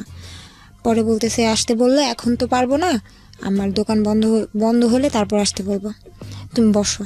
তো দোকান বন্ধ হতে তখনও 4-5 ঘন্টা বাকি, আমি একটানা 4-5 ঘন্টা বসে আছি ওইখানে। পাশে আবার ওর আরেক ফ্রেন্ডের দোকান ছিল, তো ও পাপ্পুকে ফোন দিয়ে বলতেছে যে তুই মানে ওই ফ্রেন্ডের দোকানে আয়। কোথায় দোকানগুলো? আমি আসতেছি এলিফ্যান্ট রোড। এলিফ্যান্ট রোডে কিসের দোকান? কম্পিউটারের। আচ্ছা, মানে আলটিমেটলি হচ্ছে ওদের ফ্রেন্ডদের হচ্ছে কম্পিউটারের দোকান। কম্পিউটারের দোকান ছিল। তো এখানে বসে আছি, এখন ও বলতেছে যে অনেক দিন যাবত কথা হয় না, এখন ও বলতেছে যে পাপু একটু তুই আয়, দোকানে আয়, তোর সাথে দরকার আছে। তো অন্য একটা ফ্রেন্ডের দোকানে ও আসছে শুনলাম। তো এখন আমি এই ফ্রেন্ড যার কাছে আমি আসলাম, আমি তারে বলতেছি যে ও আসছে, বলতেছে চলো তুমি। তো আমাকে নিয়ে গেল। আমি মানে এতদিন যাবত যে কথা হচ্ছে না বা ঝগড়া হয়েছে, আমি সব কিছু ভুলে গিয়ে আমি দৌড় দিয়ে ওর সামনে যে বলতেছি তুমি আসছো। পরে আসছো বলে 2টা হাত আমি ধরছি। হাতটা ধরার পর আমি মানে দেখি যে ও 2 হাত ভর্তি মেহেদি দেওয়া। তো তখন আমি মানে কেন জানি নিজের মন থেকে হঠাৎ করে মুখ দিয়ে বলে ফেলছি তুমি বিয়ে করছো। বলতে চাই নাই, কেন যেন বের হয়ে গেছে মুখ থেকে। অন্য কথাও তো বলতে পারতাম, বা বিয়ে ছাড়া কি মানুষ মেহেদি দেয় না, দিতেই পারে। আমার মুখ থেকে ওইটাই বেরিয়েছে। বলতেছে আরে বোকা, আমি তো আমার কাজিনদের বাসায় ছিলাম, আর কাজিনরা সবাই মেহেদি টেহেদি দিছে, এতদিন পর গেছি, আমাকেও জোর করে দিয়ে দিছে। আচ্ছা ভালো কথা দিছে। বলতেছে দেখো মেহেদি দিছি, তোমার নাম লেখা আছে হাতে। দেখলাম হ্যাঁ সত্যি আমার নাম দেয়াই আছে। তারপর অনেক খুশি হইলাম যে যাক, শেষ পর্যন্ত মিল টিল হলো। হঠাৎ করে একদিন মানে ওর সাথে দেখা হয়েছে টিএসিতে। ওর সাথে দেখা হয়েছে দেখে ওর হাতে একটা আংটি পরানো ছিল। বলছি তুমি তো আংটি পরো না, গোল্ডের, তাও আবার কিসের এটা? পরে বলতেছে না দুলাভাইয়ের আংটি, এটা আমি একটু পরে আসছি, মানে আমার মা তো সব স্বর্ণের জিনিসগুলো নামেছে, তো এটা একটু দেখলাম, দেখার পর আমি পড়ছি। আচ্ছা আচ্ছা ঠিক আছে, সব কিছুই ঠিক আছে, কিন্তু আমার মন বলতেছিল ও বিয়ে করে ফেলছে। তারপর ও আমাকে বলে না। তো হঠাৎ করেই ও টিএসসিতে আমরা বসছি, বসার পর আমি কেন জানি বলছি দেখো তো কয়টা বাজে। ওর ফোনটা বের করছে, বের করে জাস্ট ওই লক বাটনে চাপ দিছে দেখার জন্য কয়টা বাজে। আমি না কি দেখলাম, আমার মনে হলো যে ওর ফোনের মধ্যে ওয়ালপেপারে ছবি দেওয়া, সেটা হচ্ছে বিয়ের ছবি। দেখার পর মানে আমি ফোনটা একটু দেখি, ও দিবে না। আমি তো অনেক জোরাজোরি করে ফোনটা হাতে নিলাম, নেওয়ার পরে দেখতেছি যে ওর বিয়ের ছবি। তারপর ফোনটা ছবি বলতে ও বিয়ে করছে। হ্যাঁ, সেটা কি ছবিতে কি ছিল? ও আর ওর ওয়াইফ। ওর ওয়াইফের ছবি, মানে একদম বিয়ের সাজগোজ সহ। ওকে, আমরা একটা বিরতি নেব প্রিয় শ্রোতা। যা হবার সেটা তো হলোই না, এবং এটা আপনারা হয়তো বা গেসই করেছিলেন যে ঠিক আছে এখন পর্যন্ত তো যেটাই ভেবেছিলাম সেটাই হবে, মেয়েটার কপালে তো এটাই আছে। কিন্তু আসলে কি তাই? ভাবনার সাথে জীবনের যে ঘটনাগুলো ঘটে সেটা আসলে মিল খুব কমই থাকে। ছোট্ট একটা বিরতির পর রাত একটায় যখন ফিরবো তখন বুঝবেন যে ভাবনাটা আসলে কোথায় গিয়ে দাঁড়িয়েছে। আমরা শুনছি সিক্রেটস এটা কতদিন আগের ঘটনা এই বিয়ের ছবিটা দেখা? 9 মাস। প্রায় 9 মাস। ওকে, তারপর তারপর আমি ওর বিয়ের ছবি দেখলাম, দেখার পর মানে ওই মুহূর্তে কি করতেছিলেন আপনি ওই মুহূর্তে তো আমি দাঁড়ায় ছিলাম। হঠাৎ করে দেখার পর মানে আমার অবস্থা এমন হয়েছে যে কথা বলার মতো ভাষা ছিল না, আমি সেন্সলেস হয়ে গেছি। তারপরও আমাকে নিয়ে ঢাকা মেডিকেল ইমার্জেন্সিতে নিয়ে যায়। ডাক্তার বারবার বলতেছিল যে কে হয় নাকি? হ্যাঁ, যে মেয়েটার কি হয়েছে, ওর হার্টবিট এত বেড়ে গেছে কেন, ওর কি হয়েছে। অবাক হয়েছি তখন আমি।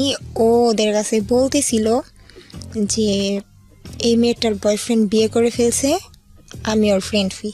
মানে এই কথাটা ও ডাক্তারকে বলে, আর আমার কানের কাছে এসে বলে যে তুই যদি এদিকে বলস যে আমি তোর বয়ফ্রেন্ড হই তাহলে আজকে সব শেষ।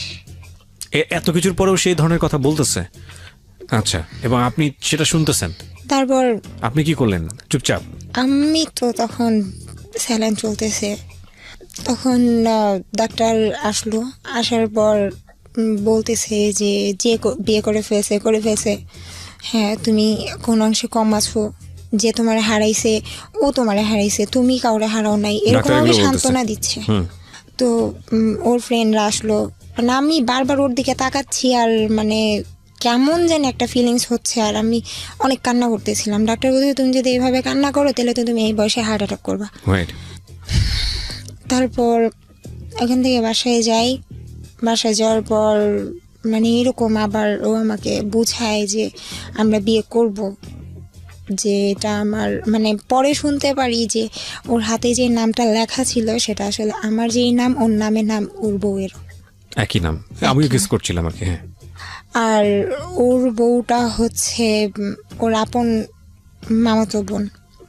আর সবচেয়ে বড় কথা, ওর কাছে যে আমি সবকিছু শেয়ার করতাম আমার ফ্যামিলির, ও এইগুলো আমাকে অনেক খোটা দিত। তোর বাবা এটা, তোর মা এটা, মানে আমাকে এগুলো সম্পর্কের বলতো। যখন খুব তিক্ত জিনিসগুলো চলে আসে তখন এগুলো নিয়ে মানুষ খোটা দেয়। হ্যাঁ, মানে তখন বলতাম যে তখন আমি বলছিলাম আমার শ্বশুর কি করে, তো ওর শ্বশুর ওই জায়গার অনেক নামি দামি একটা লোক। তখন বলছে হয়তো এই জন্যই তুমি আমার বিয়ে করো নাই। তো ও এসব বলতো।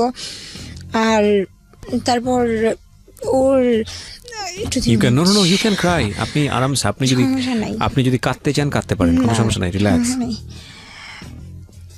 তারপর ও বলতো যে তোর মতো ফকিন্নিকে আমি কেন বিয়ে করবো, তোর মতো ফকিন্নিকে আমি কেন বিয়ে করব, তোর বাবা 2 বিয়ে করছে, এটা সেটা। বিয়ের পরে বলতো? হ্যাঁ। তারপর বুঝাইতো যে আমি ওরে ছেড়ে দিব, আমি ওরে চাই না, আমার বাবা মা জোর করে আমাকে বিয়ে দিছে। আমি বলতেছে যেন সব কিছু হঠাৎ করে হয়ে গেছে, জোর করে বিয়ে দিছে, আমি এটা করতে চাই নাই। তারপর বলতেছে আচ্ছা ঠিক আছে, তোমার সাথে তোর যা হওয়ার হয়েই গেছে। বলতেছে বিশ্বাস করে ওর সাথে আমার ফিজিক্যাল হয়নি। আমি বলছি বিয়ে করছে ফিজিক্যাল হয় নাই? বলছে না, কাবিন হয়েছে ওর বাসায়, আমি আমার বাসায়। আমি বলছি আচ্ছা ঠিক আছে। তো এরকম হঠাৎ করে একদিন ওর ফোনে আমি দেখলাম যে ওর বউর রুমে বসা, মানে বাসর রাতের ছবি যেটা বিয়েতে তোলা হয়। আপনার সাথে তার মানে রেগুলারও মিশতো? বিয়ের পরেও মিশতো? হ্যাঁ। তারপর ওই ছবিটা দেখার পর আমার ওই দিন অনেক অবস্থা খারাপ হয়ে যায়। মানে যখন এগুলো দেখি তখনই তো আমার প্রায় অনেক খারাপ অবস্থা হয়ে যায়। তারপর ওর এগুলো দেখার পর আমি বলছি যে তুমি সব কিছু বাদ দাও, তুমি যদি আমার বিয়ে করা হয় তুমি ডিভোর্স করো। ও বলতেছে হ্যাঁ আমি ডিভোর্স করে তোমার বিয়ে করব। তো আর সবচাইতে কি যে ওর সাথে যখন ঝগড়া হয় ও আমাকে বলে যে আমি ছাড়াও তোকে অনেক ছেলেরা ইউজ করছে। তখন আমি বলছি তুমি দেখছো, তুমি নিজে জানো, তোমার মন জানে যে আমি কি ছিলাম। যেই ছেলেটা কন্টিনিউয়াসলি এসব কাজ করতো এবং আপনাকে সে গল্পটা বলতো, সেই ছেলের মুখ দিয়ে ধরনের কথা বেরোতো কিভাবে, এবং আপনি সেগুলো আবার ডিফাইন করতে চাইতেন কিভাবে? মানে আপনি সেগুলো ডিফাইন করতেন কেন? তারপরেও আপনি ওর কাছে জায়গা চাইতেন যে বিয়ের পরেও যদি একটু জায়গা হয় বা এরকম সম্পর্কটা যদি স্বাভাবিক থাকে। মানে আপনার টার্গেটটা কি ছিল বলেন তো, ফ্র্যাঙ্কলি বলেন। মানে আপনি নিজেকে ছোট মনে করেন না, এটা হয়, ইমোশনালি হয়। বলেছি যে যাই হোক, আমি ওরে বলছি যে দেখো আমি আমার সংসারে কখনো সুখ দেখি নাই, আমি চাই যে আমার একটা সংসার হোক, আমি ভালো থাকি, আমার বাবা মা যেটা করছে সেটা যেন আমার সাথে না হয়। ওরে আমি অনেক রিকোয়েস্ট করছি, দেখো আমি ছোটবেলা থেকে বাবা যতটুকু সুখ দেখ সেটা বড় আচ্ছা কথা মামা, না। আমি আপনাকে থামাচ্ছি। আপনি কি বলতে পারেন ওকে আমি জানি, কিন্তু 9 মাসের ঘটনাটা আমি আনতে চাই, যে 9 মাসের বিয়ের পরেও আপনি ওর সাথে একটা সম্পর্ক মেনটেন করেছেন, রাইট? হ্যাঁ, আচ্ছা, তো এই সম্পর্কটা মেনটেন করেছেন, ও আপনাকে কি কথা দিয়ে সম্পর্কটা মেনটেন করেছে যে বিয়ে করবে আপনাকে? বিয়ে করবে। বিয়ে করার সিস্টেমটা কি হবে? ওর ওয়াইফকে ডিভোর্স দিবে? হ্যাঁ, আচ্ছা, এই ছেলেটা করে কি আসলে, পেশায় কি করে? কিছু করে না। কিছু করে না। আপনি এটা জানতে পেরেছেন। আমাকে কয়েকটা জিনিস বলেন। আপনি অনেক বিবেকবান মানুষ, আমি বিশ্বাস করি। 22-23 বছর বয়স আপনার। একটা হচ্ছে ছেলেটা কিছু করে না, 2 হচ্ছে এই ছেলেটা ড্রাগ নেয়, 3 হচ্ছে এই ছেলেটা এই অনেকগুলো মেয়ের সাথে এর ধরনের সম্পর্ক ছিল, 4 হচ্ছে আপনি তাকে যতটুকু কাছে থেকে মিশে দেখেছেন সে যতটা ফিজিক্যালি আপনার সাথে ইনভলভ ততটা মেন্টালি ইনভলভ না, আপনার সাথে কথাবার্তা বলে আমার কাছে যেটা মনে হচ্ছে। 5 হচ্ছে সর্বশেষ পেরেক যেটা, সেটা হচ্ছে একটা মেয়েকে সে আপনাকে না জানিয়ে বিয়ে করেছে এবং মিথ্যা কথা বলেছে, মামলার কথাটা মিথ্যা ছিল, রাইট? ওকে, এত কিছুর পরেও আপনি তাকে জায়গা দিচ্ছেন কেন আপনার কাছে? এই প্রশ্নের উত্তরটা শুধু আপনি আমাকে দেন, যা মনে আসে। মানে আমি আপনাকে দোষ দিচ্ছি না, মন থেকে যেটা আসবে সেটাই বলেন। লাভ করি তাই। এক্স্যাক্টলি, লাভ করেন তাই ঠিক এটা না, এটা লাভ না, এটা আমি বলি ইমোশন, ব্লাইন্ড ইমোশন। লাভ করেও মানুষ যুগের পর যুগ সেই মানুষটার কাছ থেকে দূরে থাকতে পারে, এটাও লাভ, কিন্তু এটা একটা ইমোশন এবং এটা খুব মারাত্মক রকমের ভুল একটা ইমোশন। আমরা যখন এই ইমোশনের মধ্যে থাকি আমরা বুঝি না যেটা ভুল, এটাই হচ্ছে সবচেয়ে বড় কথা, এবং এটা মেয়েদের সাইড থেকে খুব বেশি হয়। আমি আজকে ফ্র্যাঙ্কলি কথাটা বলতে পারি, কারণ তারা খুব বেশি আবেগপ্রবণ হয়। এবং একটা কথা আছে না, যে কোনো আমার এক বন্ধু বলেছিল এক সময়, যে একটা মেয়েকে যদি তুমি খুব সুন্দর করে যদি ডিরেক্টলি প্রপোজ করো, I want to make something special time with you, মেয়েটা হয়তো তোমার গালে ঠাস করে একটা চড় লাগিয়ে দেবে। কিন্তু তুমি যদি খুব সুন্দর করে 5টা কবিতা নিয়ে গিয়ে তাকে যদি লিখিয়ে বলো যে আমি আসলে এই ধরনের একটা সময় চাচ্ছি তোমার কাছ থেকে, সে তোমাকে সময়টা দিবে, because naturally they are like this. So ওই জায়গাটা থেকে একটা মেয়ের হয়তো ভুল করাটা স্বাভাবিক, কিন্তু ভুলের তো একটা লেভেল থাকে। আমরা মমর দিকে আঙ্গুল তুলতে যাই না, এরকম ভুল হয়, অনেক মানুষেরই হয়। আপনি এখনো কি তাকে লাভ করেন? মানে তাকে নিয়ে আপনি এখনো ঘর বাঁধার স্বপ্ন দেখেন? মানে এত কিছুর পরে, বিয়ের আগে আপনার গায়ে হাত তোলা, আপনাকে বাদ দিয়ে আরেকটা মেয়েকে বিয়ে করা, এত খোটা দেওয়া, এত কিছু করা, তারপরেও আপনি ওকে নিয়ে সংসার করার চিন্তা করছেন, এবং সেটা আপনার জীবনের একটা পূর্ব অভিজ্ঞতা আছে আপনার বাবা মাকে নিয়ে, তারপরেও মানে এতটা বেশি ইমোশনাল কি আসলে হওয়া উচিত? কি পেয়েছেন জীবনে, কি পেলেন এটা করে আসলে? ওর ওয়াইফ জানে আপনাদের সম্পর্ক? সবাই জানে। ওর আমি ওয়াইফও ওর জানে? বোনকেও একদিন আমাদের ছবি মানে আপনি না পাঠিয়েছেন? পেরে হ্যাঁ। না পেরে যে আপু ওর বিয়ের আগে যে আপু দেখো তুমি তো একটা মেয়ে মানুষ, তুমি বুঝো ওর ছাড়া আমার পক্ষে সম্ভব না। ওর বোন আমাকে বলছে যে তুমি যদি ভালো মেয়ে হতে তুমি কোনোদিন এটা করতে না, আমার ভাইয়ের সাথে তোমার সবাই বিয়ে মেয়েদেরকেই সম্ভব না। দোষটা দেয়, সবাই মেয়েদেরকেই দোষটা দেয়। এটা তো আসলে আমাদের সমাজের একটা নিয়ম হয়ে গেছে। মনে করে সবাই যে একটা মেয়ে যদি না চায় তাহলে এটা সম্ভব না। হ্যাঁ, হয়তো কথাটা সত্য, কিন্তু দ্বিপাক্ষিকভাবেই জিনিসটা আসলে অপরাধী হওয়ার মতো বিষয়। হ্যাঁ, তোর ওয়াইফ জানে বিষয়টা? বিয়ের আগে জেনেছে না বিয়ের পরে জেনেছে? বিয়ের আগে থেকে সবাই জানতো, ওর ওয়াইফও জানতো বিয়ের আগে থেকে বিষয়টা? সবাই জানতো। তারপর ওকে বিয়ে করেছে? তো ওর মানে বিয়ে হয়ে যাওয়ার পর আমি বলতেছি দেখো ওর বাবার তো সব আছে, আমি ওরে বুঝেছি ওর বাবার সব আছে, ও চাইলে ওর এখন উঠে আনো নাই, ওর বাবা চাইলেই ওকে অনেক ভালো একটা জায়গায় বিয়ে দিতে পারবে, বা ও ডাক্তার হবে, ওর অনেক ইচ্ছা, ওর স্বপ্ন, তো তুমি ওর ডাক্তার হতে দাও, চলো আমরা বিয়ে করে ফেলি। আমার বাবার তো কিছু নাই, আমার তো কিছু নাই, আমি তো শুধু তোমার চাইছি, কারণ আমি আমার ফ্যামিলি থেকে সুখ চাইনি। আর তোমার ওর হ্যাঁ ও কি বলে? অনেক বড় লোক, ও ও কি ঠিক বলে? আছে, ও বলে হ্যাঁ তোমার আমি পাগলের মতো লাভ করি, এটা সেটা। আমি দেশে আসার পরও স্যাভলন খাইছি, তাও সেটা ওর ভিডিও কলে ওর সামনে, ও বলে আমার সামনে খা, না ঠিক আছে, আপনি যা করেছেন ওর সাথে ভিডিও কলই করেছেন আপনি, এগুলা বুঝতে পারছি, কিন্তু তো- ও কি আপনাকে বিয়ে করবে এরকম কোনো কথা দিয়েছে? দিচ্ছেই তো। দিচ্ছে। আপনি কি চান ওকে বিয়ে করতে? না, আমি যেখানে আমার কাজিন, আমার ছোট বোন, আপন ছোট বোন, ওর কাছে পর্যন্ত আমার এই ছবিগুলো গেছে, মানে এখন সবার কাছে ছবি টবি যাওয়া শেষ?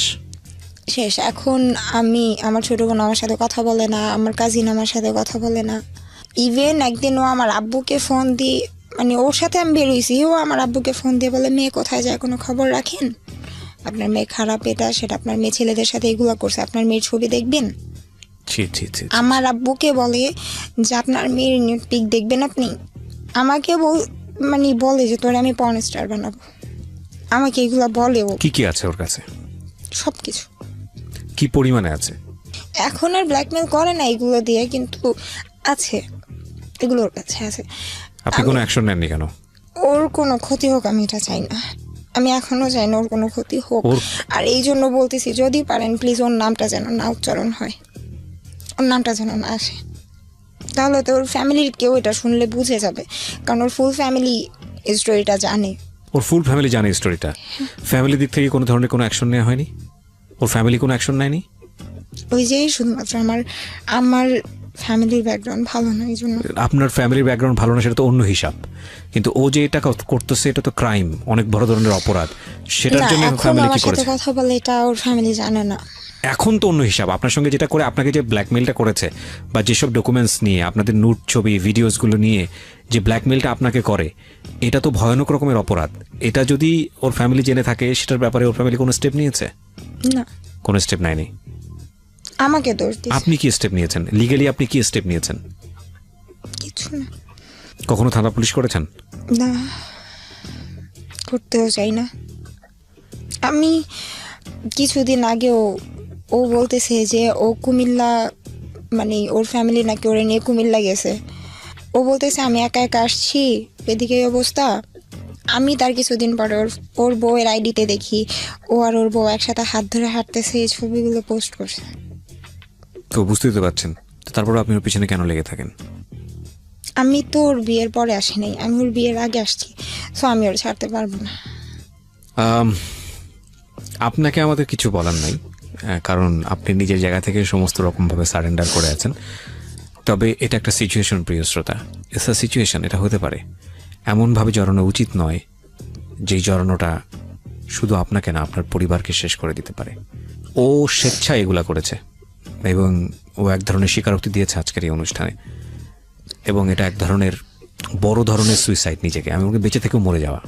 ওর দিকে আঙ্গুল তুলবেন না, ওকে হয়তো অনেকে গালি দিচ্ছেন, ওকে হয়তো অনেকেই বোকা বলতেছেন, কিন্তু এর চেয়েও ভয়ানক পরিস্থিতি আপনাদের হতে পারে। এই ইমোশন নামক বিষটা যারা পান করে এবং লজিকের ধারে কাছে থাকে না, তাদের জীবনটা অনেক ভয়াবহ হতে বাধ্য। আমাদের আজকের এই যে মমো, সেই মমো হচ্ছে তার বেস্ট এক্সাম্পল। ইমোশন থাকবে, কিন্তু সেটার একটা সুন্দর শেপ থাকবে। সেই শেপটা যদি না থাকে, তাহলে ইমোশন আপনাকে কিল করবে। Emotion is a power, and power is nothing without control. এটা কিন্তু আমার কথা না, এটা খুব বিখ্যাত একজন মনীষীর কথা। শক্তি আপনার কাছে আছে, সেই শক্তি যদি নিয়ন্ত্রণ করার ক্ষমতা না থাকে, তাহলে সেই শক্তি আপনাকে কিল করবে, ঠিক সাপের মতো।